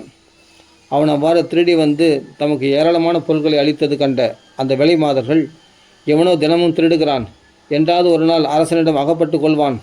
அரசன் அவன் திருடிய பொருட்களையெல்லாம் பிடுங்கிக் கொண்டு இவனுக்கு மரண தண்டனை அளிப்பான். ஆகவே இப்போதே நாம் அவைகளையெல்லாம் பத்திரமாக பதுக்கி வைத்து கொண்டு இவனை கொன்றுவிட்டு எங்கேயாவது ஓடிவிட்டால் என்ன என்று இரவோடு இரவாக தங்களுக்குள் ஆலோசனை செய்தனர். இவ்வாறு ஆலோசனை செய்த அவர்கள் இரவில் தூங்கிக் கொண்டிருந்த துந்துகாரியை கயிறுகளால் கட்டி அமுக்கி கழுத்தில் சுருக்கிட்டு கொள்ள முயற்சித்தனர். ஆனால் அவன் உடனே இரவாதது கண்டு கவலையுற்றனர். அவனை சாகடிக்க முடியலையேன்னு கவலைப்படுறாங்களாம். கழுத்தில் சுருக்கிட்டு கொள்ள முயற்சித்தனர். ஆனால் அவன் உடனே இறக்கவில்லை. அப்படி இறக்காமல் இருப்பதைக் கண்டு கவலையுற்றார்கள். பின் எரியும் கொல்லிக்கட்டைகளை அவன் முகத்தில் எரித்தனர். அத்தீயின் வெம்மையால் முகம் கருகி வெந்து மிகவும் துன்புற்று இறந்தான். அவனது உடலை ஒரு குழியில் இட்டு மூடினார்கள். அந்தோ பெரும்பாலும் பெண்கள் சாகசத்தில் வல்லவர்கள்தானே. இவர்களது இந்த செயலை எவரும் கண்டிலர். இவர்களது இந்த செயலை யாரும் கண்டிலர், யாரும் காணாமல் இருந்தார்கள், யாருக்கும் தெரியாமல் இருந்தது. கண்டிலர், அறிந்திலர். மறுநாள் துந்துகாரி பற்றி கேட்டவர்களுக்கெல்லாம், எங்கள் காதலர் பணத்தாசையால் இப்பொழுது வேறு நாடு சென்றிருக்கிறார், இந்த வருடத்திற்குள் திரும்பி வந்து விடுவார் என்று அந்த வேசிகள் பதிலுரைத்தார்கள் மக்களுக்கு. அறிவுடையோன் தீய மாதரிடம் என்றுமே நம்பிக்கை வைக்கக்கூடாது. அறிவுடையோர் இதுபோல் மயக்கக்கூடிய இந்த வேசிகளிடத்தில் என்றைக்குமே நம்பிக்கை வைக்கக்கூடாது. அவ்வாறு நம்பிக்கை கொள்ளும் அறிவிலி என்றுமே துன்பத்தில் சிக்கி தவிப்பான். அதுபோல் பெண்களிடத்தில், துஷ்ட ஸ்திரீகளிடத்தில் நம்பிக்கை வைக்கக்கூடாது. அறிவுடையோர் தீய மாதரிடம் என்றுமே நம்பிக்கை வைக்கக்கூடாது. அவ்வாறு நம்பிக்கை கொள்ளும் அறிவில்லாதவன் என்றுமே துன்பத்தில் சிக்கி தவிப்பான். அவளது பேச்சு காமுகர்களின் மனத்தில் அமுதம் போன்று பாய்ந்து காமச்சுவையை வளர்க்கும். ஆனால் அவளது இதயமோ கூர்மையான கத்தி போன்று இருக்கும். இவர்களுக்கு பிரியமானவர்கள்தான் யார்? அதாவது இவர்களிடம் யார் அன்பு கொள்வார்கள்? விலை மாதர்களான அவர்கள் துந்துகாரின் அனைத்து சொத்துக்களையும் கவர்ந்து கொண்டு எங்கேயோ ஓடிவிட்டார்கள். அவர்களுக்குத்தான் கணவன் என்று குறிப்பிட்டு ஒருவன் தான் உண்டா? இவன் இல்லைன்னா வேற ஒருத்தன், அவள் தான் ஏற்பாடு பொருளை சுற்றின்னு போயிட்டாங்க. துந்துகாரி தனது தீய செயல்களால் பயங்கரமான பிரேத நிலையை அடைந்தான். பேயா அடையிறான் யாரோ துந்துகாரி. நெருப்பு போட்டு சம்ஸ்காரம் பண்ணுறதுக்கு ஆள் இல்லாததுனால, அதை பிராரப்த கர்மம் முடியறதுக்கு முன்னாடி இறந்ததுனால, அகால மரணம் அடைந்ததுனால அவன் பிரேதமாக அலையிறான்னா பேயா அலையிறான். தினமும் வெம்மை குளிர் என்று பாராமல் காற்றுறிவில் பசி தாக்கத்துடன் உடம்பு இருந்தாலும் பசி தாக்கத்தை தீர்த்துக்க முடியும். அப்போ அவன் என்ன பண்ணால் ஆவியாக அலையிறான். ஆனால் பசி எடுக்கும், சாப்பிட முடியாது. தாகம் எடுக்கும், தண்ணி குடிக்க முடியாது. ஏன்னா ஒரு உடம்புன்னு இல்லாமல் இந்த உடம்புல இதெல்லாம் பழக்கப்பட்டு திடீர்னு இந்த உடம்பு இல்லாமல் ஆனால் இந்த வேதனைகள்லாம் இருக்கு இல்லையா, பசி எடுக்கும், சாப்பிட முடியாது, தூக்கம் வரும், ஆனால் தூங்க முடியாது. எப்படி தூங்க முடியும்? ஒரு உடம்பு இருந்தால் தானே இதெல்லாம் அனுபவிக்க முடியும். ஆனால் உடம்புல அனுபவித்த அந்த அனுபவமான அந்த வாசனைகள்லாம் அவனை வாட்டி எடுக்குமா. இதுதான் பிரேத பாதை. ரொம்ப கஷ்டம், இது ரொம்ப துன்பத்தை அனுபவிக்கக்கூடியது. ஆனால் உடம்பு இப்போ இழந்ததுனால எதையுமே அனுபவிக்க முடியல. ஆனால் தவிக்கிறான். பசி எடுக்க, சாப்பிட முடியாது, தண்ணி தாகம் எடுக்க, தாக சாந்தி பண்ணிக்க முடியாது, தண்ணி குடிக்க முடியாது. ஆமாம், எதுவுமே பண்ண முடியாது, படுக்க முடியாது, தூங்க முடியாது, உடம்புலாம் எரிச்சல். இப்படி அவஸ்தை, பெரிய அவஸ்தை, இது பிரேத அவஸ்தை. அதான் சொல்ல, தினமும் வெம்மை குளிர் என்று பாராமல் காட்டுருவில் பசி தாக்கத்துடன் 10 திக்குகளிலும் அழிந்து தெரிந்தான். பசி தாக்கத்தினால் பிடிக்கப்பட்ட அவன் தெய்வமே தெய்வமே என்று கதறி அழுத வண்ணம் எங்கும் சுற்றி அழிந்தும் தான் தங்குவதற்கு ஓரிடமும் பெற்றானில்லை. கொஞ்ச நாளில் துந்துகாரி இறந்தது பற்றிய செய்தியை கோகர்ணன் மக்கள் கூற கேட்டறிந்தான். அவன் தீர்த்த யாத்திரையாக போனாலும் அங்கே யாரோ இந்த ஊர் மக்கள் யாரோ சொல்லியிருக்காங்க, உன்னுடைய அண்ணா துந்துகாரி இறந்துட்டான்பா, வேசிகளால் கொல்லப்பட்டான்பா அப்படின்னு சொன்னாங்க. கேள்விப்பட்டார் கோகர்ணன். அனாதையாக அவன் இறந்தது கண்டு கோகர்ணன் அவனுக்கு கயை என்ற புண்ணிய கஷேத்திரத்தில் நீர்த்தார் கடனான சிராத்தம் முதலியவற்றை முறைப்படி செய்தான். மேலும் தான் செல்லும் புண்ணிய கஷேத்திரங்கள் அனைத்திலும் அவனுக்கு சிராத்தமும் தர்ப்பணமும் செய்தான். இவ்வாறு தீர்த்த யாத்திரை மேற்கொண்ட கோகர்ணன் ஒரு நாள் தன் ஊர் திரும்பினான். இரவில் யாரும் அறியாதவாறு தன் வீட்டுக்கு திண்ணையில் படுத்துறங்க வந்தான். தன் உறவினனான கோகர்ணன் இவ்வாறு படுத்துறங்குவது கண்ட துந்துகாரி நடு இரவில் தனது பயங்கரமான பெருத்த உருவத்துடன் அவன் எதிரியில் தோன்றினான். சில சமயம் ஆடு போலவும், மற்றொரு சமயம் யானை போலவும், எருமை போலவும், வேறொரு சமயம் இந்திரன் அக்னி போலவும், பின் மனித உருவிலும் வந்து தோன்றினான். அவனால் பேச முடியாது. ஆனால் பல உருவங்களில் அப்படி பயமுறுத்தலை அப்படி காண்பிக்கிறான், தன் ஆதங்கத்தை தெரிவிக்கிறான் அந்த துந்துகாரி கோகர்ணனிடத்தில். இவ்வாறு விபரீதமான உருவில் தோன்றியதை கண்ட கோகர்ணன் இவன் ஏதோ தூக்கு மாட்டிக் கொள்வது, விஷம் சாப்பிடுவது போன்ற தவறான வழியில் துர்மரணத்தை அடைந்தவன் போல் இருக்கிறது என்று எண்ணி தைரியத்துடன் கேட்கலானார். கோகர்ணன் கேட்கிறார். கோகர்ணனுக்கு தைரியம் என்ன, காயத்ரி ஜபிக்கிறவங்க எதுக்கும் பயப்பட வேண்டியது அவசியம் இல்லை. ஆனால் தைரியமாக கேட்குறாரு கோகர்ணன், நீ யார்? அப்பா நீ யார்? இரவு நேரத்தில் ஏன் இவ்வாறு பயங்கரமான ரூபத்தை காட்டுகிறார்? இந்நிலை உனக்கு எவ்வாறு உண்டாயிற்று? நீ என்ன பிரேதமா, பிசாசா அல்லது அரக்கனா? சற்றே கூறுவாய் என்று கேட்கிறார். சூதர் கூறுகிறார், இவ்வாறு கோகர்ணன் கேட்கவே அவன் பதில் கூற இயலாமல் தேம்பி தேம்பி அழலானான். பேச்சு திறனற்று ஜாடையால் உணர்த்தலானான். அப்பொழுது கோகர்ணன் தன் இரு கைகளிலும் தீர்த்தத்தை எடுத்து மந்திரித்து அவன் மேல் தெளித்தார். அதனால் அவனது பாவங்கள் கொஞ்சம் குறையவே அவன் பேசலானான். பிரேத உருவில் உள்ள துந்துகாரி கூறுகிறான், நான் உனது சகோதரன். என் பெயர் துந்துகாரி. எனது தவறான செயல்களால் நான் எனது அந்தனத்தன்மையை இழந்தேன். அறியாமையில் விழுந்துழன்ற நான் செய்த தீய செயல்களுக்கு அளவே இல்லை. மக்களை மிகவும் துன்புறுத்தினேன். தீவிரலான விலைமாதர்கள் என்னை கொல்லிக்கட்டையால் பொசுக்கி மறிக்கச் செய்தனர். அதனால் இந்த பிரேத ஜென்மத்தை அடைந்து துன்பத்தில் உழல்கிறேன். முன்பு நான் அறியாமல் செய்த ஏதோ ஒரு புண்ணிய செயலால் இப்போது காற்றை மட்டும் உணவாக கொண்டு வாழ்ந்து வருகிறேன். தம்பி, நீ கருணை கடல். எனது சகோதரனும் கூட. எப்படியாவது இப்பிறவியிலிருந்து, இந்த பிரேத பாதையிலிருந்து என்னை விரைவிலேயே கரையேற்றும்படி செய்வாயா? இவ்வாறு துந்துகாரி கூறியதை கேட்ட கோகர்ணன் கூறுகிறான், அண்ணா, உனக்காக கயாசத்திரத்தில் முறைப்படி பிண்டதானம் செய்தேனே. இருந்தும் நீ இந்த பிரேத பிறவியிலிருந்து விடுதலை பெறாததன் காரணம்தான் புரியவில்லையே. இது எனக்கு வியப்பாக அல்லவா இருக்கிறது. கயாசாத்திரத்தினாலும் உனக்கு முக்தி கிடைக்கவில்லை எனில் அப்பொழுது பிரேத ஜென்மம் நீங்குவதற்கு வேறு எந்த ஒரு உபாயமும் இல்லையே. சரி, இப்பொழுது நான் என்ன செய்ய வேண்டும் என்பதை விளக்கமாக கூறு. பிரேதனான துந்துகாரி கூறுகிறான், 100 கயாசாத்திரம் செய்தாலும் எனக்கு இந்த பிரேத ஜென்மாவிலிருந்து விடுதலை கிடைக்காது. இதற்கு வேறு ஏதாவது உபாயம் உண்டா என அமைதியாக சிந்தனை செய். இவ்வாறு பிரேத உருவில் உள்ள துந்துகாரி கூறியதை கேட்ட வியந்த கோகர்ணன் கூறலானார், 100 கயாசாத்தங்களால் உனக்கு இந்த பிரேத ஜென்மாவிலிருந்து விடுதலை கிடைக்காது எனில் அப்போது உனக்கு விடுதலை என்பது முயல் கொம்பு தான். ரொம்ப கஷ்டம்.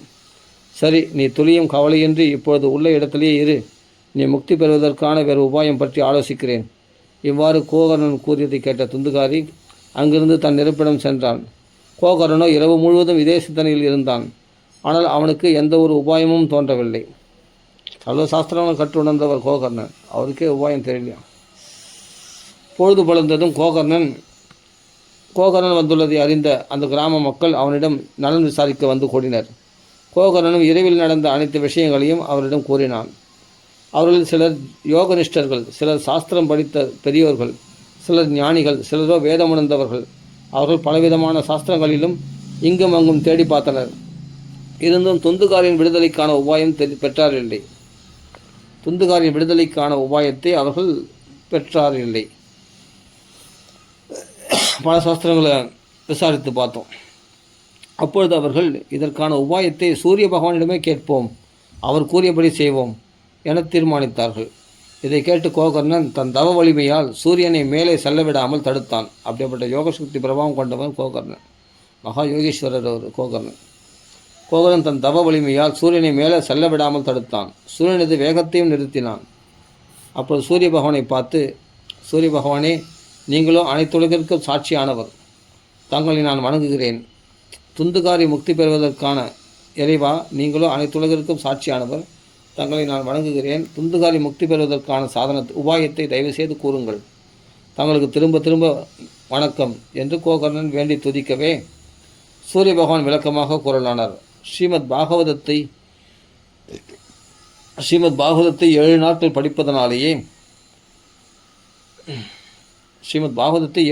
படிப்பதனாலேயே தான் இந்த துந்துகாரி முக்தி பெற வாய்ப்புண்டு. ஆகவே நீ 7 நாட்கள் பாராயணம் செய். இவ்வாறு சூரிய பகவான் கூறியதை அங்குள்ளோர் அனைவரும் கேட்டனர். சூரிய பகவானது வார்த்தை தர்மத்தையே பின்பற்றியதென்றோ. அது சொன்னால் கரெக்டாக இருக்கும், தர்மமாக இருக்கும். அதனால் அதை கிரகித்து கொண்டார் கோகர்ணன். இவ்வாறு சூரிய பகவான் கூறியதை கேட்ட மக்கள், இந்த உபாயம் மிகவும் எளியதாக சிரமமற்றதாக ஒன்று இருக்கிறது. எவ்விதமாகவாது முயற்சி செய்து இதை செய்யத்தான் வேண்டும் என்று கூறினர். ஆகவே கோகர்ணனும் ஸ்ரீமத் பாகவதத்தை 7 நாட்கள் பாராயணம் செய்வது என்கிற விதிமுறையில் தயார் செய்யலானான். ஸ்ரீமத் பாகவதத்தை கேட்பதற்கு பல தேசங்களிலிருந்தும் பல கிராமங்களிலிருந்தும் மக்கள் வெள்ளமென வந்து திரண்டனர். அதில் சிலர் நொண்டிகள், சிலர் குருடர்கள், சிலர் கிழவர்கள், பலர் அறிவெளிகள் இருந்தும் தங்கள் பாவங்களை கழுவிக்கொள்ள அங்கு வந்து கூடினார்கள். தேவர்களும் வியக்கும் வண்ணம் இருந்தது மக்கள் கூட்டம். கோகர்ணன் ஸ்ரீ வியாசபீடத்தில் அமர்ந்து ஸ்ரீமத் பாகவதத்தை படிக்க ஆரம்பிக்கவே துந்துகாரியான அந்த பிரேதமும் கேட்க அவளிடம் அங்கு வந்தது. தான் உட்கார்ந்து கேட்க இங்கும் அங்குமாக இடத்தை தேடியது. அப்பொழுது 7 கணுக்கள் உள்ள ஒரு நெடிய மூங்கில் அங்கிருக்க கண்டது. அதன் அடியிலுள்ள துவாரத்தில் அமர்ந்து கதை கேட்கலாயிற்று. அந்த நெடிய 7 கணுக்கள் உள்ள ஒரு நெடிய மூங்கில் அங்கிருக்க கண்டது. அதன் அடியிலுள்ள துவாரத்தில் அமர்ந்து கதை கேட்கலாயிற்று. காற்று உருவில் உள்ளதால் வெளியே எங்கிருந்தும் கதை கேட்க முடியாததால் இந்த மூங்கிலில் வந்து அமர்ந்தது. கோகர்ணன் விஷ்ணு பக்தனான ஒரு அந்தணனை கதை கேட்பவர்களில் முக்கியமானவராக அமர்த்தினான். அழகான குரலில் தெளிவாக முதல் ஸ்கந்தத்திலிருந்து கதைகளை கூறத் தொடங்கினான். முதல் நாள் கதை பகுதியை படித்து முடித்த மாலை வேளையில் ஒரு பெரிய ஆச்சரியம் நிகழ்ந்தது. அங்குள்ள மக்கள் பார்த்து கொண்டிருக்கும் போதே அந்த மூங்கிலில் ஒரு கணு படபட என்ற ஒளியுடன் பிளந்தது. இவ்வாறு 2ஆம் நாள் மாலையில் 2வது கணுவும் 3வது நாள் மாலையில் 3வது கணுவும் பிளந்தன.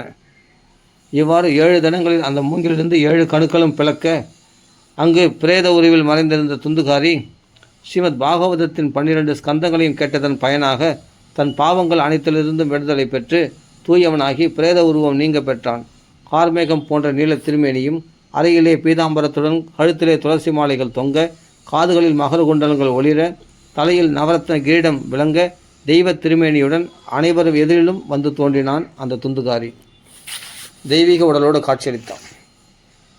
தனது தம்பியான கோகரனை வணங்கி, தம்பி, உனது அருளால் பிரேத ஜீவனாக இருந்து பட்ட துன்பங்கள் எல்லாம் நீங்க பெற்றேன்.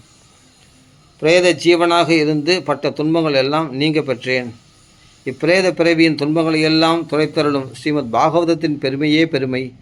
பகவான் ஸ்ரீ கிருஷ்ணனது திருவடி நிழலை தந்தருளும் இந்த சப்தாக பாராயணத்தின் பெருமையோ அளவிடற்கரியது.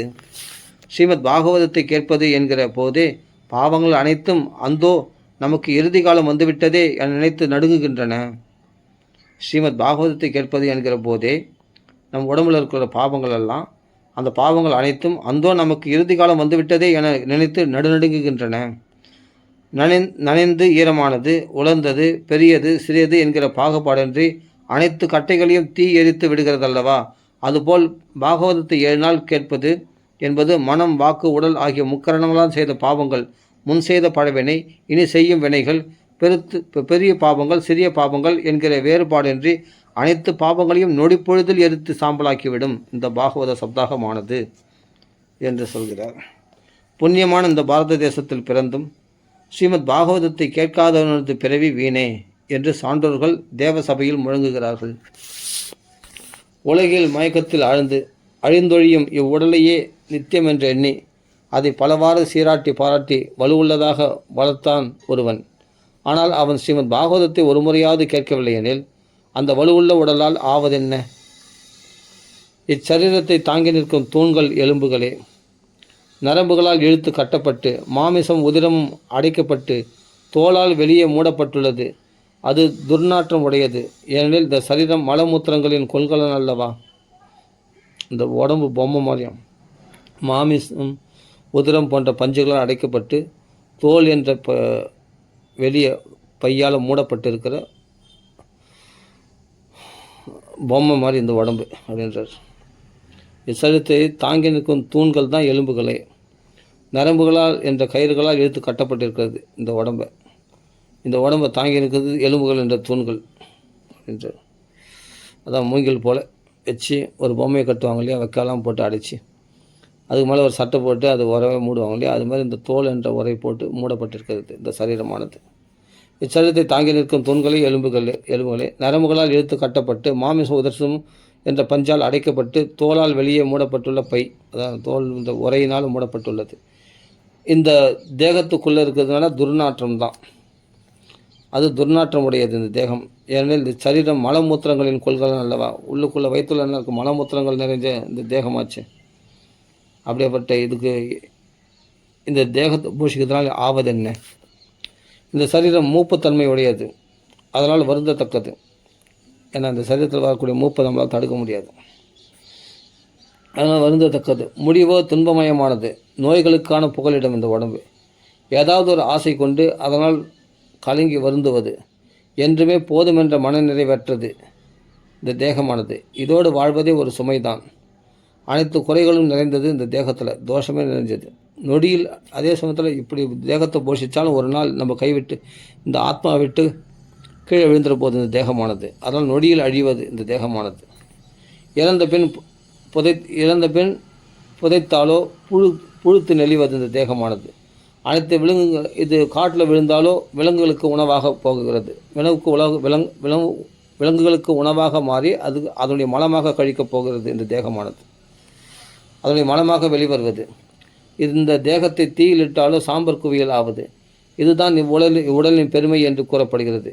இவ்வாறு நொடியில் அழிந்தொழியும் இவ்வுடல் கொண்டு அழிவற்ற பயனை பெறுவதற்கான செயலை செய்ய நொடியில் அழிந்தொழியும் இவ்வுடல் கொண்டு அழிவற்ற பயனை பெறுவதற்கான செயலை செய்யலாம் என்று இருக்க மக்கள் ஏன் வாழா இருக்கின்றனரோ புரியவில்லை. இந்த அழியக்கூடிய சரீரத்தை வச்சது தான் அழியாத மோட்சத்தை அடைய முடியும். மனுஷ உடம்பால் தான், மனுஷ பிறவியில் தான் அப்படி செய்ய முடியும். மனுஷ பிறவிக்கு இந்த மனுஷ உடல் பகவான் கொடுத்ததுதான் மோட்சம் அளித்தது தான். இந்த தேகத்தை போஷிக்கிறதுக்கு கிடையாது. அதுக்காக இந்த தேகத்தை பற்றுதல் கொண்டு இந்த தேகத்தினுடைய தேவைகளை பூர்த்தி பண்ணுறதுக்காக மனுஷ உடம்பு கொடுக்கப்படலை. இந்த தேகத்தை வச்சுக்கோ, ஆனால் போஷிக்கக்கூடாது.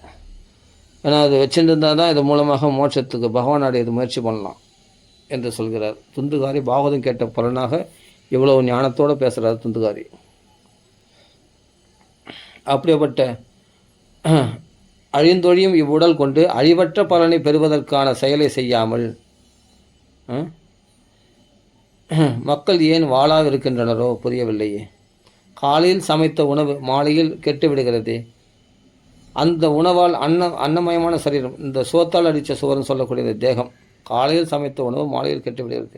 அதனால் வளர்ந்த உடல் மட்டும் அழியாதது சாஸ்வதம் என்று என்பதுதான் எப்படியோ நித்தியதா. எப்படி இது மட்டும் நித்தியமாக இருக்கும்? ஒரு நாள் இதுவும் அழுகி கீழே விழ வேண்டியதுதான் இந்த தேகமும். ஏன்னா காலையில் சமைச்ச உணவு மாலையில் ஊசி போகுது. அந்த சாதத்தினால் உண்டான சாரம் தான் அந்த உடம்பு. அந்த சோத்தால் அடித்த சுவர்னு சொல்லக்கூடிய அந்த அன்னமயமான சரீரம், சோத்தினால் உண்டான அந்த உடம்பு மட்டும் எப்படி நித்தியமானதாக இருக்கும்? ஒரு நாள் இதுவும் அழிக்க வேண்டியது தானே, அழியக்கூடியது தானே அப்படின்னு சொல்கிறாருங்க.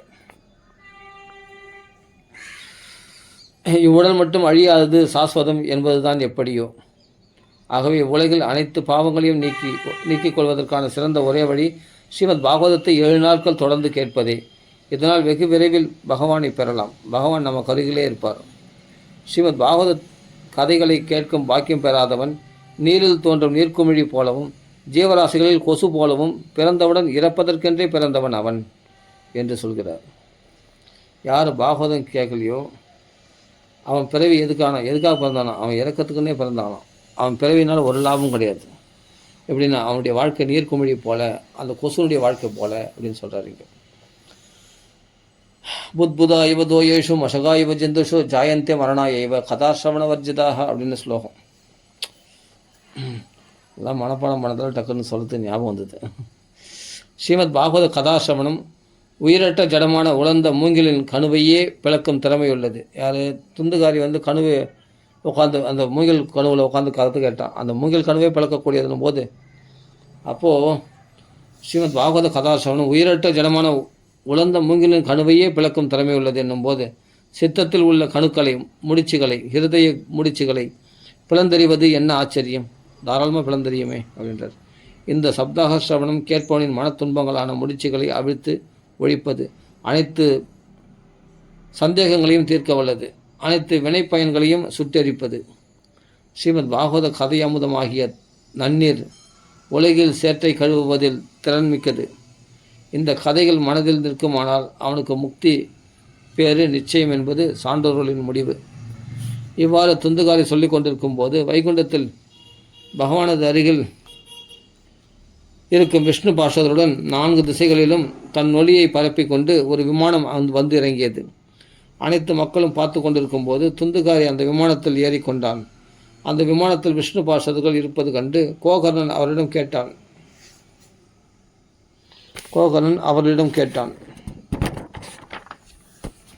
கோகர்ணன் கேட்கிறான், பார்ஷதர்களே, விஷ்ணு பார்ஷதர்களே, ஸ்ரீமத் பாகவதத்தை நான் கூற இங்குள்ள அனைவருமே தூய உள்ளத்துடன் கேட்டவர்கள் தானே? அவர்களுக்காக தாங்கள் ஏன் விமானங்களை கொண்டு வரவில்லை? இங்குள்ள அனைவருமே ஒரே மாதிரி தானே ஸ்ரீமத் பாகவத சிரவணம் செய்தார்கள். அப்படி இருக்க கேட்டதன் பயனை பெறுவதில் வேறுபாடு ஏன்? பாவியான துந்துகாரிக்கு விமானம், புண்ணியவான்களுக்கு அது இல்லை. ஏன் இந்த வேறுபாடு? ஹரிதாசர்களான அந்த விஷ்ணு பார்ஷதர்கள் பதில் கூறுகிறார்கள், புகழுடையவனே கோகர்ணா, பயனில் வேறுபாடு இருக்க காரணம் அவர்கள் கேட்பதில் இருந்ததே. அனைவரும் ஒரே மாதிரி தான் சிரவணம் செய்தனர் என்பது உண்மையே. ஆனால் இவனைப் போல மனது ஒருமுகப்பட்டு கேட்கவில்லையே. ஆகவே ஒன்றாகவே உட்கார்ந்து கேட்டிருந்தும் பயனில் வேறுபாடு வந்தது. பிரேதனான இந்த துந்துகாரி 7 நாட்களும் தண்ணீர் கூட அருந்தாமல் பட்டினி கிடந்து ஸ்ரீமத் பாகவதத்தை சிரவணம் செய்தான். கேட்ட விஷயத்தையே மனதில் சலனமின்றி நிறுத்தி பலவாறாக ஆராய்ந்து அதை அப்படியே மனத்தில் நிறுத்தி கொண்டான். ஞானம் உறுதிப்படவில்லை எனில் அது வீணே. ஈடுபாடின்றி மனதூன்றி கேட்காத கதையும் வீணே. பயன் தருமா தராதா என்ற சந்தேகத்துடன் செய்யப்படும் மந்திரமும் வீணே. மனம் ஒருநிலைப்படாது செய்யும் ஜபமும் வீணே. இவை அனைத்தும் பயனை அளிக்காது. இறையடியார்கள் இல்லாத அதாவது வைஷ்ணவர் இல்லாத தேசம், தகுதி படைத்த அந்தனர் இல்லாத சாத்தம், அதாவது தென்புலத்தாருக்கு திதியும் எள்ளு தர்ப்பணமும் கொடுக்காத இல்லாத, அதாவது தென்புலத்தாருக்கு திதியும் எள்ளு தர்ப்பணமும் நல்ல பிராமணர்களை வச்சு செய்யணும்.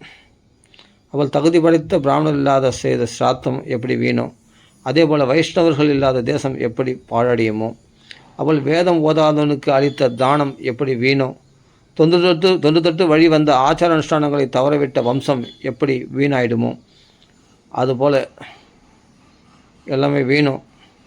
அதுபோல் பகவத்கதையில் மனம் ஊன்றி கேட்கணும். தன் குருநாதர் கூறும் வார்த்தைகளில், அதாவது வைஷ்ணவர்கள் இல்லாத தேசமும் தகுதி படைத்த அந்தனர் இல்லாத செய்த சாத்தமும் வேதம் ஓதாவனுக்கு அளித்த தானமும் தொன்று தொட்டு வழிவந்த ஆச்சார அனுஷ்டானங்களை தவறவிட்ட வம்சம் ஆகியன அனைத்தும் வீணே அப்படின்றார். தன் குருநாதர் கூறும் வார்த்தைகளில் ஆழ்ந்த நம்பிக்கை, தன்னைத்தானே உயர்ந்தவனாக என்னை செருக்கி தெரியாமல் தாழ்ந்தவனாக அடக்க முடியவனாக நினைத்திருத்தல், அகத்தூய்மை, மன அடக்கம், பகவத் கதைகளை ஒன்றிய மனத்தோடு கேட்டல், இந்த விதிமுறைகளை கைக்கொள்வானேயாகில் அவன் கேட்கும் பகவத் கதைகள் அதற்குண்டான உயர்ந்த பலனை முற்றிலுமாக தரும். ஆகவே இங்குள்ள அனைவரும் இந்த வழிமுறைகளை கைக்கொண்டு திரும்பவும் ஒரு முறை ஸ்ரீமத் பாகவதத்தை சிரவணம் செய்வார்களே ஆகில் நிச்சயமாக அவர்களுக்கும் வைகுண்ட பதவி கிட்டும். ஆனால் இந்த தகுதிகள் அத்தனையும் துந்துகாரி இருந்தது, அதனால் அவனுக்கு வைகுண்ட பதவி கிட்டியது. கோகர்ணனே, உன்னை பகவானே நேரில் வந்து வைகுண்டம் அழைத்து செல்வார் என்று கூறிவிட்டு அந்த விஷ்ணு பார்ஷதர்கள் பகவானை புகழ்ந்த வண்ணம் வைகுண்டம் சென்றனர். ஆவணி மாதத்தில் கோகர்ணன் திரும்பவும் சப்தாக விதிப்படி ஸ்ரீமத் பாகவதத்தை பாராயணம் செய்து கதைகளை கூறினான். முந்தைய சப்தாகத்தில் கதை கேட்ட அனைவரும் திரும்பவும் மன ஈடுபாடுடன் ஒருமுகப்பட்ட மனதோடு அந்த கதைகளை இப்போதும் கேட்டார்கள். ரெண்டாவது கேட்டார்கள். நாரதரே, இந்த சப்தாக சிரவணத்தின் முடிவில் நடந்த ஆச்சரியமான நிகழ்ச்சியை கேளுங்கள். பக்தர்கள் நிரம்பி வழியும் விமானத்துடன் பகவான் அங்கு வந்து தோன்றினார். ஜெய ஜெயா, போற்றி போற்றி, நமோ நமக, நமஸ்காரம், வணக்கம் என்கிற ஒலிகள் 4 திசைகளில் இருந்து எழுந்தன. மகிழ்ச்சியடைந்த பகவான் பாஞ்சஜன்யமான தன் சங்கத்தை முழங்கினார். கோகர்ணனை மார்புற தழுவிக்கொண்டு தன்னை போலவே பகவானைப் போலவே சாருப்பிய பாவத்தை தந்தார். அந்த கோகர்ணனுக்கு கிருஷ்ணன் தன் சொரூபமாகவே மாற்றிட்டார். அந்த கோகர்ணனை அவனுக்கு சாருப்பிய ரூபத்தை தந்தார். கோகர்ணனுக்கு கதாசிரவணம் செய்த அனைவரையும் நீல மேக திருமேனி, அறையில் பீதாம்பரம், தலையில் நவரத்ன கிரீடம், காதுகளில் மகர குண்டலங்கள் உடையவர்களாக தன்னை போல் ஆக்கினார். நாய் முதல் சண்டாளர்கள் வரையில் அந்த கிராமத்தில் இருந்த அனைத்து ஜீவர்களும் கோகர்ணனின் தயவால் விமானங்களில் ஏறிக்கொண்டனர். அவர்கள் யோகிகள் சென்றடையும் ஸ்ரீவைகுண்ட லோகத்தை அடைந்தனர். பக்தர்களுக்கு எளியவரான பகவான் ஸ்ரீமத் பாகவத கதாசிரவணத்தால் மனமகிழ்ந்து கோகர்ணனையும் தன்னுடன் அழைத்து கொண்டு கோபர்கள் விரும்பும் கோலோகம் சென்றார்.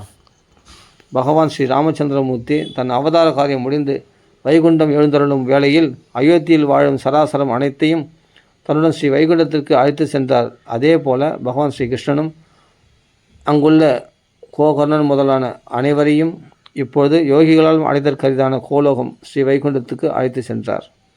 சூரியனோ சந்திரனோ சித்த புருஷர்களோ கூட செல்ல முடியாத அந்த கோலோகத்தை ஸ்ரீமத் பாகவதத்தை கேட்டதால் அவர்கள் அடைந்தார்கள். நாரதரே, 7 நாட்கள் கேட்பது என்கிற விதிமுறைப்படி ஸ்ரீமத் பாகவதத்தை கேட்பதால் கிடைக்கும் ஒளிமயமான பெரும் பயனை பற்றி நாங்கள் இப்படி சொல்வதோ புரியவில்லை. நாரதரே, 7 நாட்கள் கேட்பது என்கிற விதிமுறைப்படி ஸ்ரீமத் பாகவதத்தை கேட்பதால் கிடைக்கும் ஒளிமயமான பெரும் பயனை பற்றி நாங்கள் எப்படி சொல்வதோ புரியவில்லை. ஏனெனில் கோகலன் கூறிய இக்கதைகளில் ஒரு எழுத்தையாவது ஒருவன் தன் செவியாறு கேட்டிருப்பானாகில் அவன் திரும்பவும் ஒரு தாயின் வயிற்றில் புக மாட்டான். அதாவது அவனுக்கு திரும்பவும் பிறவி கிடையாது. காற்றையோ நீரையோ உலர்ந்த சருகுகளையோ மட்டும் உண்டு உடல் இழைக்க வெகு காலம் கடுந்தவம் ஏற்றுவதாலோ கர்மயோகம், ஞானயோகம், பக்தியோகம் என்கிற யோகங்களாலோ அடைய முடியாத எந்த பகவத் பிராப்தி உண்டோ அதை இந்த சப்தாக ஸ்ரவண யஜ்ஞத்தால் எளிதிலேயே அடையலாம். மிகவும் பாவனமான இந்த இதிகாசத்தை சித்திரகூடத்தில் வசிக்கும் முனிவரான சாண்டில்ய மாமுனிவர் பிரம்மானந்தத்தில் மூழ்கியவராக நித்தமும் படித்து கொண்டே இருக்கிறார். பரம பாவனமான இந்த கதைகளை ஒரு முறை கேட்டாலும் போதும், அது நமது பாவ குவியல்களை சாம்பலாக்கிவிடும். ஸ்ராத்தம் முதலிய பித்திருதினங்களில் இதை பாராயணம் செய்வதால் நமது மூதாதையர்கள் மனமகிழ்கிறார்கள். தினமும் பாராயணம் செய்பவன் மண்ணுலகில் மீண்டும் பிறக்க மாட்டான், அவன் முக்தி பெறுவான். ஸ்ரீ பத்மபுராணம் ஸ்ரீமத் பாகவத மகாத்மியத்தில் 5வது அத்தியாயம் முற்றிற்று. அடுத்தது 6வது அத்தியாயம்.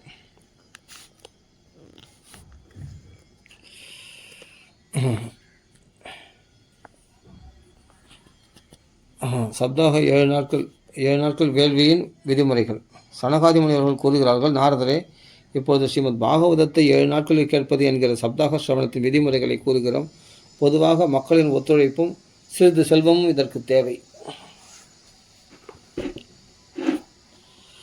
6வது அத்தியாயத்தில் விதிமுறைகள், அந்த சப்தாக விதியை சொல்கிறாங்க. இங்கே அந்த விதியை எப்படி கடைப்பிடிக்கணும், அந்த நியமங்களை எப்படி கடைப்பிடிக்கணும்னு சொல்கிறாங்க.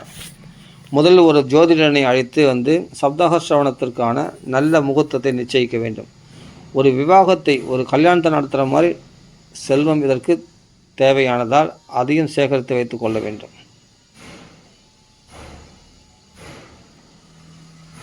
அப்படி முடியலன்னா பரவாயில்ல, சிம்பிளாக பாராயணம் பண்ணலாம். அப்படிலாம் செய்தால் நல்ல பகவான் ரொம்ப சந்தோஷமாக முடிந்தவங்க அப்படி செய்யலாம். இல்லைன்னா அந்த இடத்துல போய் உட்காந்து கேட்கலாம், கதை கேட்கலாம். அதையும் சேகரித்துக்க, அதாவது ஒரு கல்யாணத்தை நடத்துவதற்கான செல்வம் இதற்கு தேவையானதால் அதையும் சேகரித்து வைத்து கொள்ள வேண்டும். கதை தொடங்க ஆடி, ஆவணி, புரட்டாசி, ஐப்பசி, கார்த்திகை, மார்கழி, அதாவது தட்சிணாயனம் ஆகிய 6 மாதங்களும் மிக சிறந்தவை. கேட்பவர்கள் முக்தி பேறு பெற இந்த 6 மாதங்களும் சிறந்தன. இந்த மாதங்களிலும் பத்ரை, வெதிபாதம் முதலிய நலம் பயக்காத யோகங்களை தள்ள வேண்டும். மேலும் இதில் ஈடுபாடு உடையவர்களையே உதவிக்கு வைத்து கொள்ள வேண்டும்.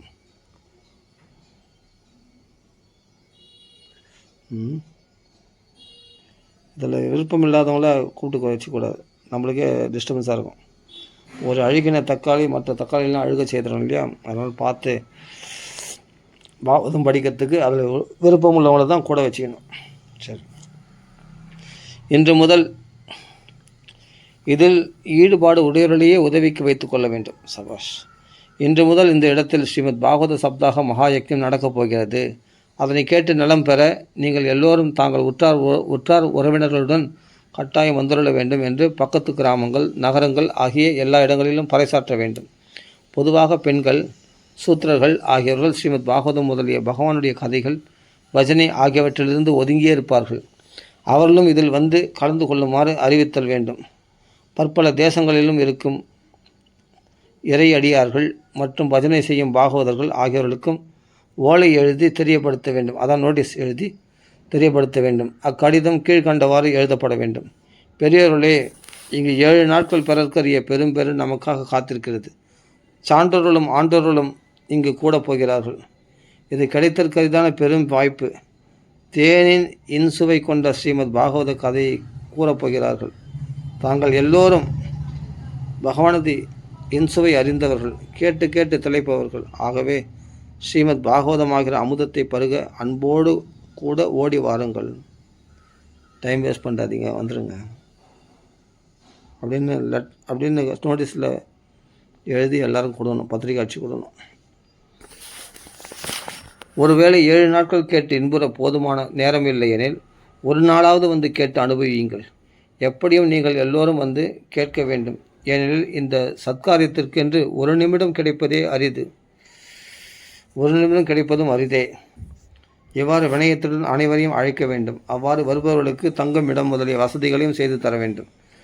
புண்ணிய தீர்த்த கரைகள், செழுமையான வனாந்தரங்கள், அல்லது தன் வீடு, இவ்விடங்களை கதைகள் கேட்க ஏற்ற இடம். ஏராளமான மக்கள் வந்து அமர்ந்து கேட்கும்படியான விசாலமான மைதானம் இதற்கு மிகவும் உகந்தது. இந்த கதை ஏற்பாடு பண்ணுற இடம் அப்படி விசாலமாக இருக்கணும். வீட்டிலுள்ள சாமான்களை ஒரு மூலையில் ஒழுங்காக வைத்துவிட்டு கதை கூறும் இடத்தை நன்கு பெருக்கி மெழுகி கோலமிட்டு மாவிலை தோரணங்கள் கட்டி அழகுற செய்ய வேண்டும்.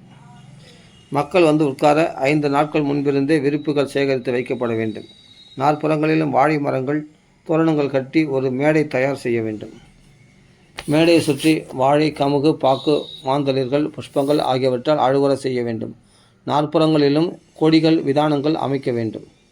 அந்த அலங்கார மண்டபத்தின் மேல் சற்று உயரத்தில் விசாலமான 7 உலகங்கள் இருப்பதாக கற்பனை செய்து கொண்டு அதில் பற்றற்ற அந்தணர்களை அழைத்து வந்து உட்கார செய்ய வேண்டும்.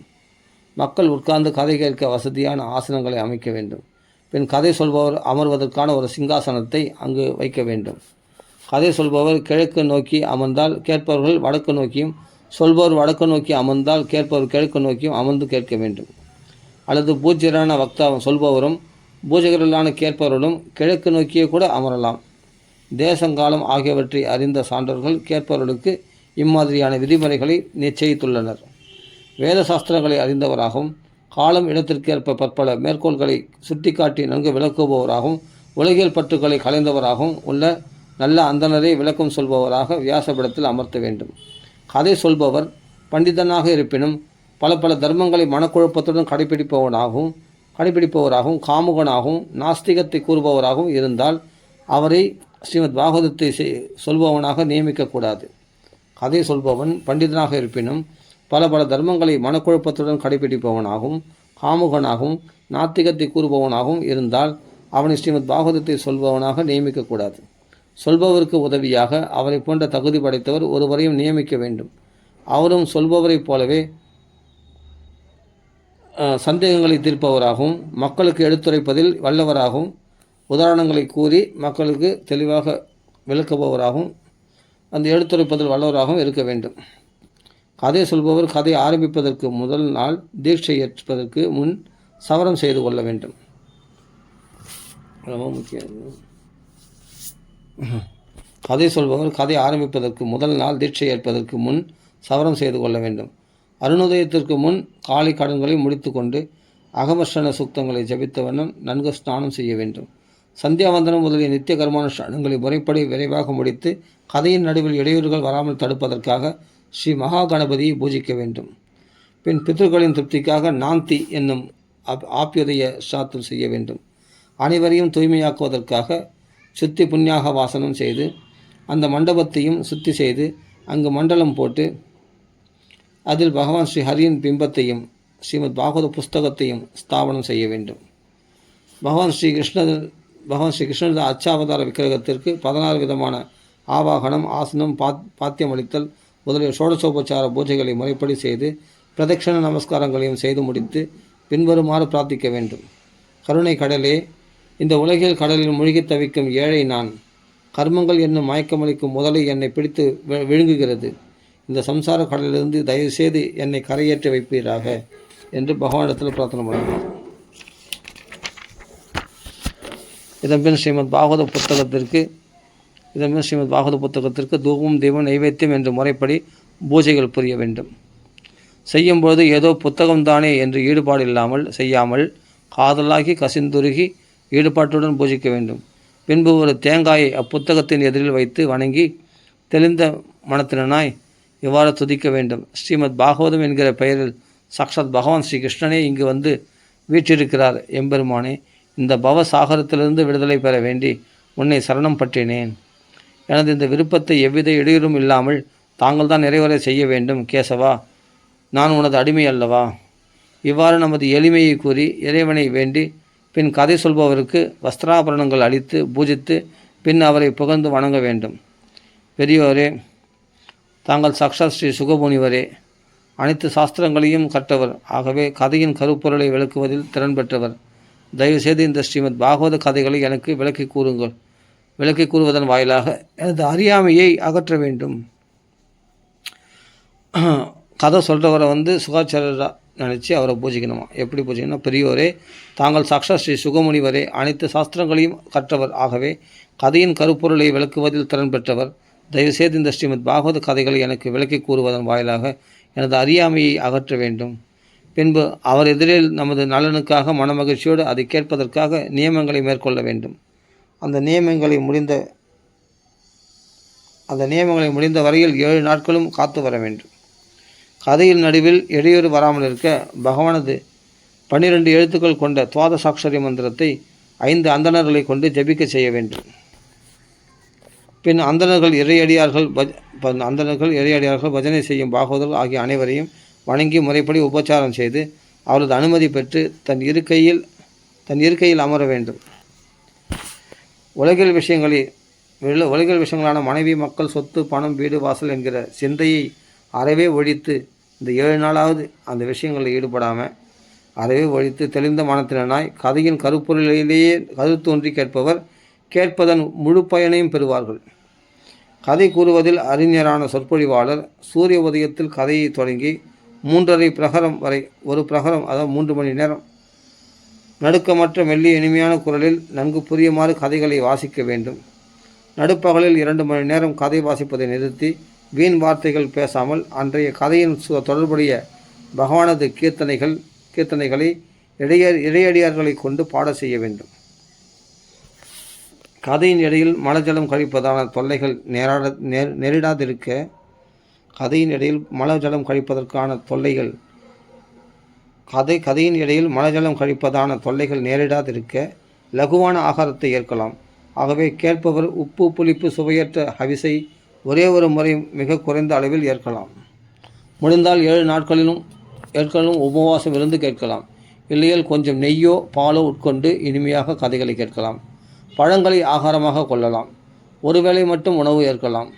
அல்லது எவ்வித நியமத்தை ஏற்றால் கதைகளை மனதார மகிழ்ச்சியோடு கேட்கலாகுமோ அம்மாதிரியான நியமத்தை கை கொள்ளலாம். உணவு உண்டால்தான் கதைகளை மகிழ்ச்சியோடும் ஈடுபாட்டோடும் கேட்க முடியும் எனில் உணவு ஏற்பதே நலம் என்பது எனது எண்ணம். உபவாசம் கதை கேட்பதில் இடையூறு விளைவிக்கிறது எனில் அந்த உபவாசமே தேவையில்லை. நாரத மகரிஷியே, 7 நாட்கள் தொடர்ந்து ஸ்ரீமத் பாகவதத்தை கேட்பது என்கிற விரதம் மேற்கொண்டவர்களுக்கு சில நியமங்கள் உள்ளன. அதை கூறுகிறோம், கேளுங்கள். பகவான் ஸ்ரீமன் நாராயணனின் அடியார்களுக்கான தீட்சை பெறாதவன் கதை கேட்பதில் தகுதி பெறாதவனே. நியமத்தோடு கதை கேட்பவன் தினமும் பிரம்மச்சரியத்தை கடைபிடிக்க வேண்டும். தரையில்தான் படுத்துறங்க வேண்டும். கதை முடிந்த பின் இலையில்தான் உணவு உட்கொள்ள வேண்டும். பருப்பு, தேன், எண்ணெய், விருந்துணவு, தவறான எண்ணத்துடன் படைக்கப்பட்ட உணவு, பழைய உணவு ஆகியவற்றை சாப்பிடக்கூடாது. காமம், கோபம், மதம், மானம், பொறாமை, பேராசை, ஆடம்பரம், விருப்பு, வெறுப்பு ஆகியவற்றை விளக்க வேண்டும். வேதம், இறையடியார்கள், அந்தணர்கள், ஆச்சாரியர்கள், குருமார்கள், பசு வளர்ப்போர், பெண்கள், அரசன், சான்றோர்கள் ஆகியவர்களை நிந்திக்கக்கூடாது. நியமத்தோடு கதை கேட்பவன் மாத விளக்கில்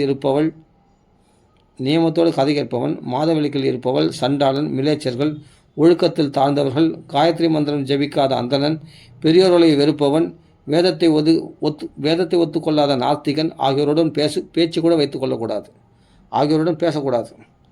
எப்பொழுதும் சத்தியம், ஒழுக்கம், கருணை, மௌனம், எளிமை, நேர்மை, அடக்கம், பெருந்தன்மை ஆகியவற்றுடன் பிறரோடு பழக வேண்டும்.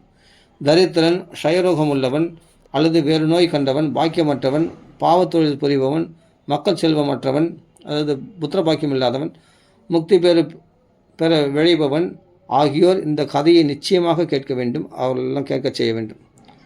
மாதவிடாய் நின்றவள், ஒரே பிள்ளையை பெற்றவள், மலடி, குழந்தைகள் பிறந்து இறத்தல், கரு சிதைந்து போதல் என்னும் தோஷமுடையவர்கள் ஆகிய பெண்கள் நிச்சயமாக இந்த கதைகளை கேட்க வேண்டும்.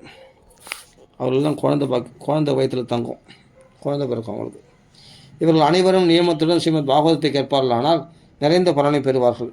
மிக உயர்ந்த தெய்வத்தன்மை பொருந்திய கதைகள் கோடிக்கணக்கான வேள்விகள் செய்த பலனை கோடிக்கணக்கான யாகங்கள் செய்த பலனை தருபவை. இவ்வாறான விதிமுறைகளை மேற்கொண்டு கதை முடிவில் உத்தியாபனம் என்னும் சடங்கை செய்ய வேண்டும். உத்தியாபனம் என்றால் கதை கூறுவோருக்கு கதை கேட்போர்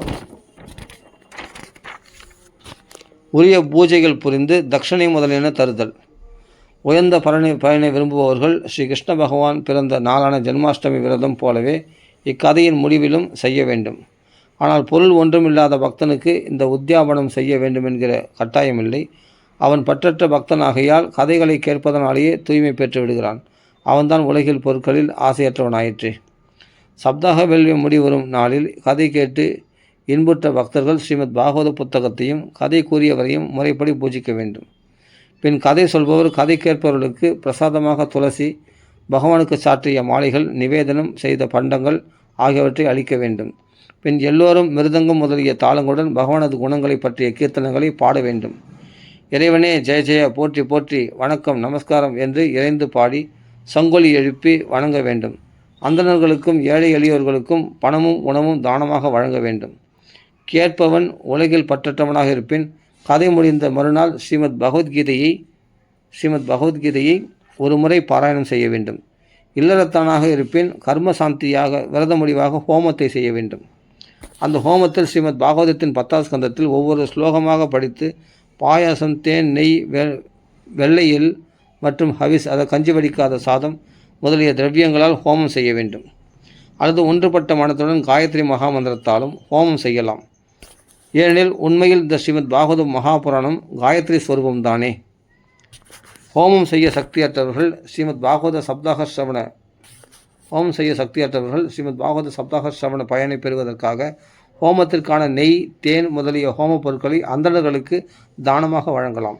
சப்தாக சிரவண விதிமுறையில் நம்மை அறியாமல் ஏதாவது தவறுகளோ ஏற்றத்தாழ்வுகளோ ஏற்பட்டிருந்தாலும் அந்த தவறுகளை நீக்கிக் கொள்வதற்கு, அந்த குற்றங்களின் சாந்திக்காக ஸ்ரீ விஷ்ணு சஹஸ்ரநாமத்தை பாராயணம் செய்ய வேண்டும். இதைவிட உயர்ந்தது எதுவும் இல்லாததால் இந்த ஸ்ரீ விஷ்ணு சஹஸ்ரநாமம் பாராயணம் செய்வது அனைத்து கர்மங்களையும் பயனுள்ளதாக செய்துவிடும். பின் 12 அந்தணர்களுக்கு பாயாசம், தேன், நெய் ஆகியவற்றுடன் உணவளிக்க வேண்டும். இந்த சப்தாக சிரவண விரதம் முழுமையடைய வேண்டி நல்ல காராம்பசுவையும் தங்கத்தையும் தானமளிக்க வேண்டும்.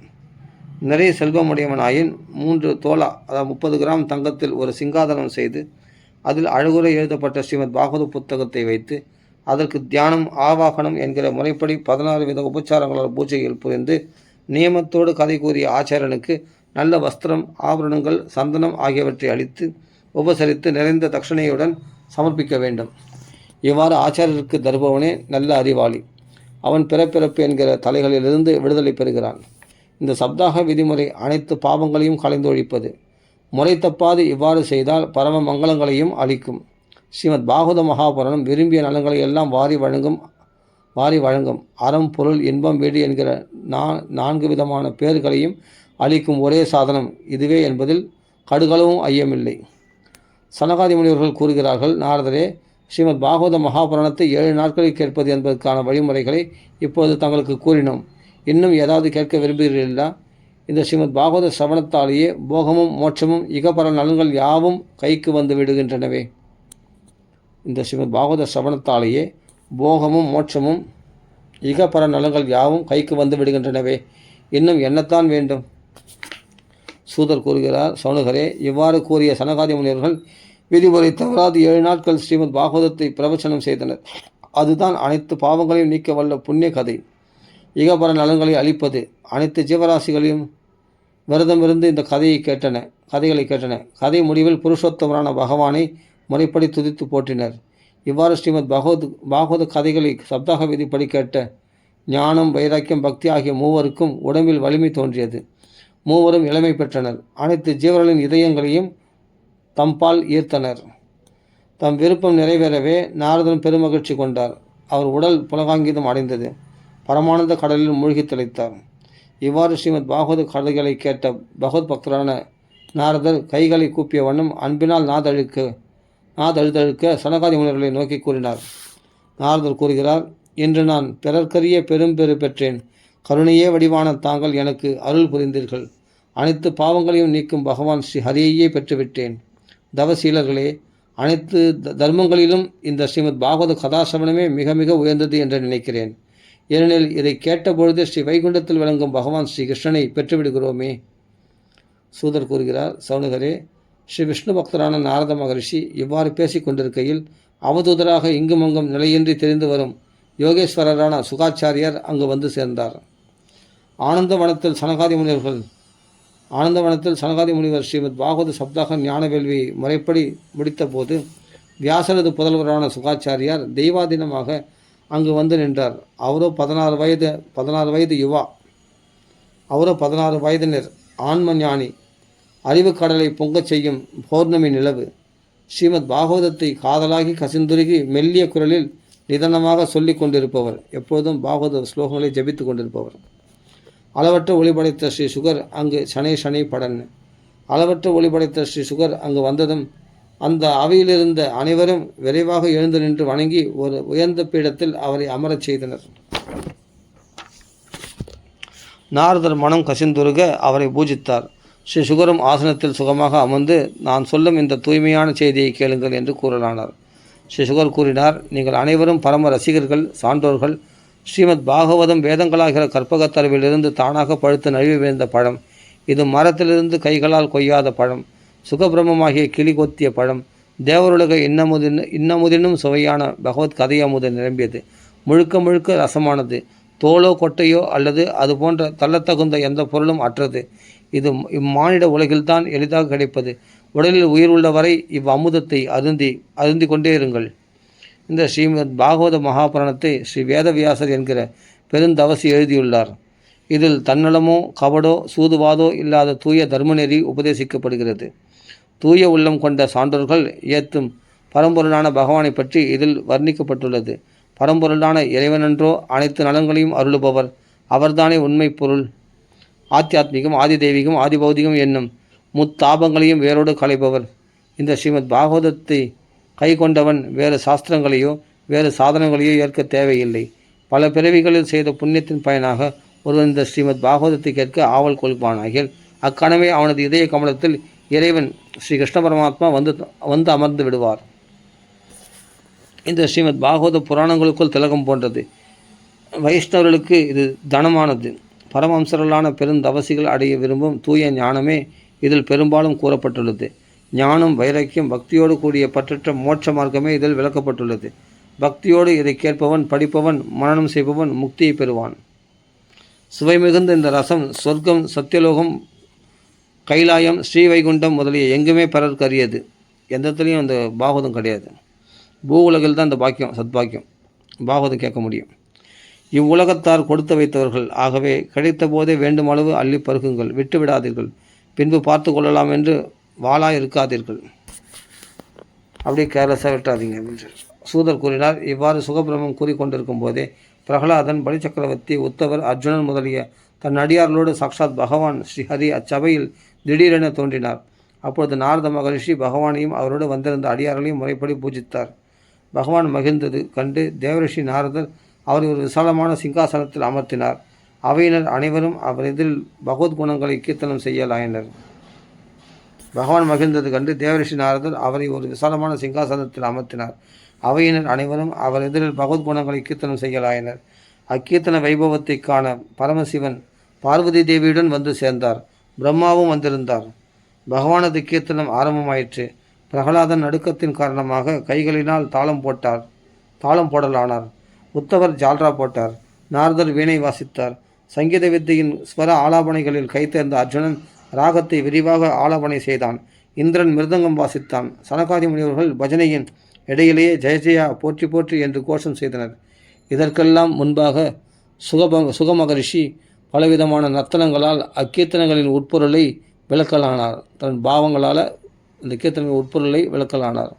இப்படி பாகவதத்தை பாட்டாக பாடினார்கள். இதற்கிடையில் ஒளிமயமாக விளங்கும் பக்தி ஞானம் வைராக்கியம் ஆகிய மூவரும் நடிகர்கள் போல நடனமாடத் தொடங்கினர். இவ்வாறு உலகிற்கு எட்டாத தெய்வீகமான பஜனையை கண்ட பகவான் மனமகிழ்ந்து கூறலானார். இப்போது நீங்கள் கூறும் கதை அழகையும் பாட்டின் இனிமையும் கண்டு மிகவும் மகிழ்ந்தேன். உங்களது பக்தி என்னை உங்கள் வசமாக்கிவிட்டது. ஆகவே விரும்பும் வரத்தை கேளுங்கள். இப்போது பகவான் சொல்கிறாரு, இப்போது நீங்கள் கூறும் கதை அழகையும் பாட்டின் இனிமையும் கண்டு மிக மகிழ்ந்தேன். உங்களது பக்தி என்னை உங்களுக்கு வசமாக்கிவிட்டது. ஆகவே விரும்பும் வரத்தை கேளுங்கள். இவ்வாறு பகவான் கூறியதை கேட்டு மகிழ்ந்த அவையினர் காதலாகி கசிந்துருகி பகவானிடம் கேட்கலாயினர். இறைவா, இனி எங்கெங்கெல்லாம் ஸ்ரீமத் பாகவத சப்தாக சிரவணம் நடக்கிறதோ அங்கெங்கெல்லாம் தங்கள் அடியாருடன் வந்திருந்து காட்சி தர வேண்டும். இதுவே எங்களது விருப்பம். இதை தாங்கள் பூர்த்தி செய்து தர வேண்டும். இறைவனும் பகவான் விஷ்ணுவும் அப்படியாகட்டும் என வரமருளி மறைந்தருளினார். அவர்தான் அச்சுதனாயிற்றே, அதாவது பக்தர்களின் விருப்பத்தை நழுவ விடாதவராயிற்றே, பக்தர்களின் ஆசைகளை நிறைவேற்றக்கூடியவராச்சே. அதனால் பக்தர்களின் ஆசைகளை நிறைவேற்றுகிறாராம். இதன் பின்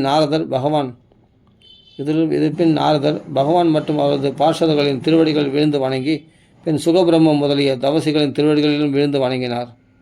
ஸ்ரீமத் பாகவத கதைகளாகிற இன்னமுதத்தை பருகியதால் அனைவரும் மகிழ்ச்சியில் திளைத்தனர். ஜீவாத்மா, மாயை, பரமாத்மா, இந்த உலகம் ஆகிய அனைத்தும் வேறு வேறு என்கிற அவரது அறியாமை அகன்றது.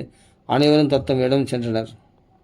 பேதபாவனை நீங்கி எல்லாம் பகவான் வாசுதேவ ஸ்வரூபம் என்று தெரிந்து கொண்டனர். அப்பொழுது ஸ்ரீ சுகபிரம்ம ரிஷி பக்தி, ஞான, வைராக்கியம் ஆகிய மூன்றையும் தனது சாஸ்திரமான ஸ்ரீமத் பாகவதத்தில் நிலைப்படுத்தினார். ஆகவே இந்த ஸ்ரீமத் பாகவதத்தை சேவிக்கும் அடியார்களது திருவுள்ளத்தில் பகவான் வந்து அமர்கிறார். ஏழ்மை நோயால் தாரித்ய துக்க ஜ்வரதாகிதானாம் மாயா பிசாசி பரிமத்திதானாம் சம்சார சிந்து பரிபாதிதானாம் சேமாயவை பாகவதம் பிரகர்ஜதி. ஏழ்மை நோயால் துன்பப்படுபவர்கள், மாயை, அறியாமை என்கிற பிசாசினால் அவதிப்படுபவர்கள், உலகில் கடலில் விழுந்து தவிப்பவர்கள், சம்சார சாகரத்தில் விழுந்து தத்தளிப்பவர்கள் ஆகியோரின் துன்பங்களை கலைந்து நலமளிப்ப சேமமாக நாங்கள் வாழ வைக்கிறோம், சேமமாக யாம் வாழ வைப்போம் என்று ஸ்ரீமத் பாகவதம் கர்ஜனை புரிகிறது. சௌனகர் கேட்கிறார், சூத புராணிகரே, சுகபிரம்ம ரிஷி இந்த ஸ்ரீமத் பாகவதத்தை பரிஷத்துக்கு எப்பொழுது கூறினார்? கோகர்ணன் துந்துகாரிக்கு எப்போது சொன்னான்? சனகாதி முனிவர்கள் நாரதருக்கு எப்போது கூறினர்? எங்களது சந்தேகத்தை கருணையோடு தெளிவாக்க வேண்டுகிறோம். சூதர் பதில் கூறுகிறார், பகவான் ஸ்ரீ கிருஷ்ணன் தமது ஸ்ரீ வைகுண்டம் சென்ற பின் கலியுகம் ஆரம்பித்து 30 வருடங்கள் கழித்து புரட்டாசி மாதம் வளர்ப்பிறை நவமி அன்று ஸ்ரீ சுகாச்சாரியார் பரிஷத்துக்கு ஸ்ரீமத் பாகவதத்தை கூற ஆரம்பித்தார். மன்னன் பரிஷத்து ஸ்ரீமத் பாகவதத்தை கேட்ட பின் கலியுகத்தில் முதல் 200 வருடங்கள் கழித்து ஆடி மாத வளர்ப்பிறை நவமியில் கோகர்ணன் துந்துகாரிக்கு ஸ்ரீமத் பாகவத கதையை கூறினான். இதற்கு பின் கலியுகத்தில் மேலும் 30 வருடங்கள் கழித்து, அதாவது கலியுகம் தொடங்கி 230 வருடங்கள் கழித்து கார்த்திகை மாத சுக்லபட்ச நவமி அன்று சனகாதி முனிவர்கள் ஸ்ரீமத் பாகவதத்தை நாரதருக்கு கூற ஆரம்பித்தனர். குற்றமற்றவரே, சௌனகரே, நீங்கள் கேட்ட கேள்விகளுக்கெல்லாம் விடை கிடைத்ததா? கோரமான கலியுகத்தில் சம்சார துயர கடலை கடக்க ஒரே வழி ஸ்ரீமத் பாகவதத்தை கேட்பதே. இதுதான் உலகியல் துன்பங்களை நீக்கும் ஒரே மருந்து. ஆகவே சான்றோர்களே, இக்கதை அமுதை விருப்பத்தோடு பருகுங்கள். ஸ்ரீ கிருஷ்ண பகவானுக்கு இதுவே உகப்பானது. பாவங்கள் அனைத்தையும் நொடியில் களைவது. முக்தி பெறுவதற்கான ஒரே வழி இறையன்பை, பக்தியை பெருக்குவது. வேறு நலன் தரும் சாதனங்கள் உண்டா என தேட வேண்டாம். தீர்த்த யாத்திரை செய்வதால் தான் என்ன கிடைக்கப் போகிறது? ஆனால் பாகவத கதையை கேட்பதே சிறந்தது. பாவிகளை தண்டிக்க பாசத்தை கையிலேந்திய தன் தூதர்களை கண்ட யமதர்மராஜான், தூதர்களே, இதோ பாருங்கள், இறைவனது விஷ்ணுனுடைய கதை அமுதை பருகி நிற்பவரிடம், கிருஷ்ண கதைகளை பருகி நிற்பவரிடம் செல்லாதீர்கள் என்று ரகசியமாக யமதர்மராஜன் தன் தூதர்களுக்கு கட்டளையிட்டார். பாவைகளை தண்டிக்க பாசத்தை கையிலேந்திய தன் தூதர்களை கண்ட யமதர்மராஜன், தூதர்களே, இதோ பாருங்கள், கிருஷ்ணனுடைய கதை அமுதை பருகி நிற்பவரிடம் செல்லாதீர்கள், பகவானுடைய கதை அமுதத்தை பருகி நிற்பவரிடம் செல்லாதீர்கள், ஒதுங்கி நில்லுங்கள். பிறரை தண்டிக்கும் தகுதிதான் நமக்கு உண்டு, பகவானது அடியாரலை அன்று என்று அவர்கள் காதுகளில் ரகசியமாக கூறினார். சுவையற்ற உலகில் விஷயங்களான நச்சுப் பொருட்களில் கொண்ட ஆசையால் மதிமயங்க நிற்கும் அறிவெளிகளே, உங்கள் நலனுக்காக அரை நொடி நேரமாவது ஸ்ரீ சுகர் கூறிய ஸ்ரீமத் பாகவதமாகிற ஒப்பற்ற கதையமுதை பருகுங்கள். சுவையற்ற உலகில் விஷயங்களான நச்சுப் பொருட்களில் கொண்ட ஆசையால் மதிமயங்க நிற்கும் அறிவெளிகளே, உங்கள் நலனுக்காக அரை நொடி நேரமாவது ஸ்ரீ சுகர் கூறிய ஸ்ரீமத் பாகவதமாகிற ஒப்பற்ற கதையமுதத்தை பருகுங்கள். அற்பமான கதைகள் நிரம்பிய தீய வழியில் வீணாக ஏன் அலைந்து திரிகிறீர்கள்? இக்கதை உங்கள் காதுகளில் புகுந்ததுமே முக்தி இன்பம் உங்கள் கைகளில். இதற்கு சாட்சி யார் என கேட்கிறீர்களா? பரிசுத்த மன்னன் தான். அன்பு சுவை நிறைந்து விளங்கும் வெள்ளத்தில்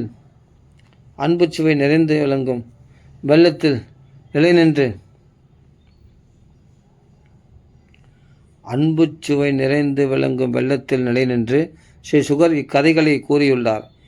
எவனது கண்டத்தில் தொண்டையில் இதன் சுவை நிற்குமோ அவன் ஸ்ரீ வைகுண்டத்தில் தலைவனாகிறான். சௌனகரே, பற்பல சாஸ்திரங்கள் நன்கு படித்து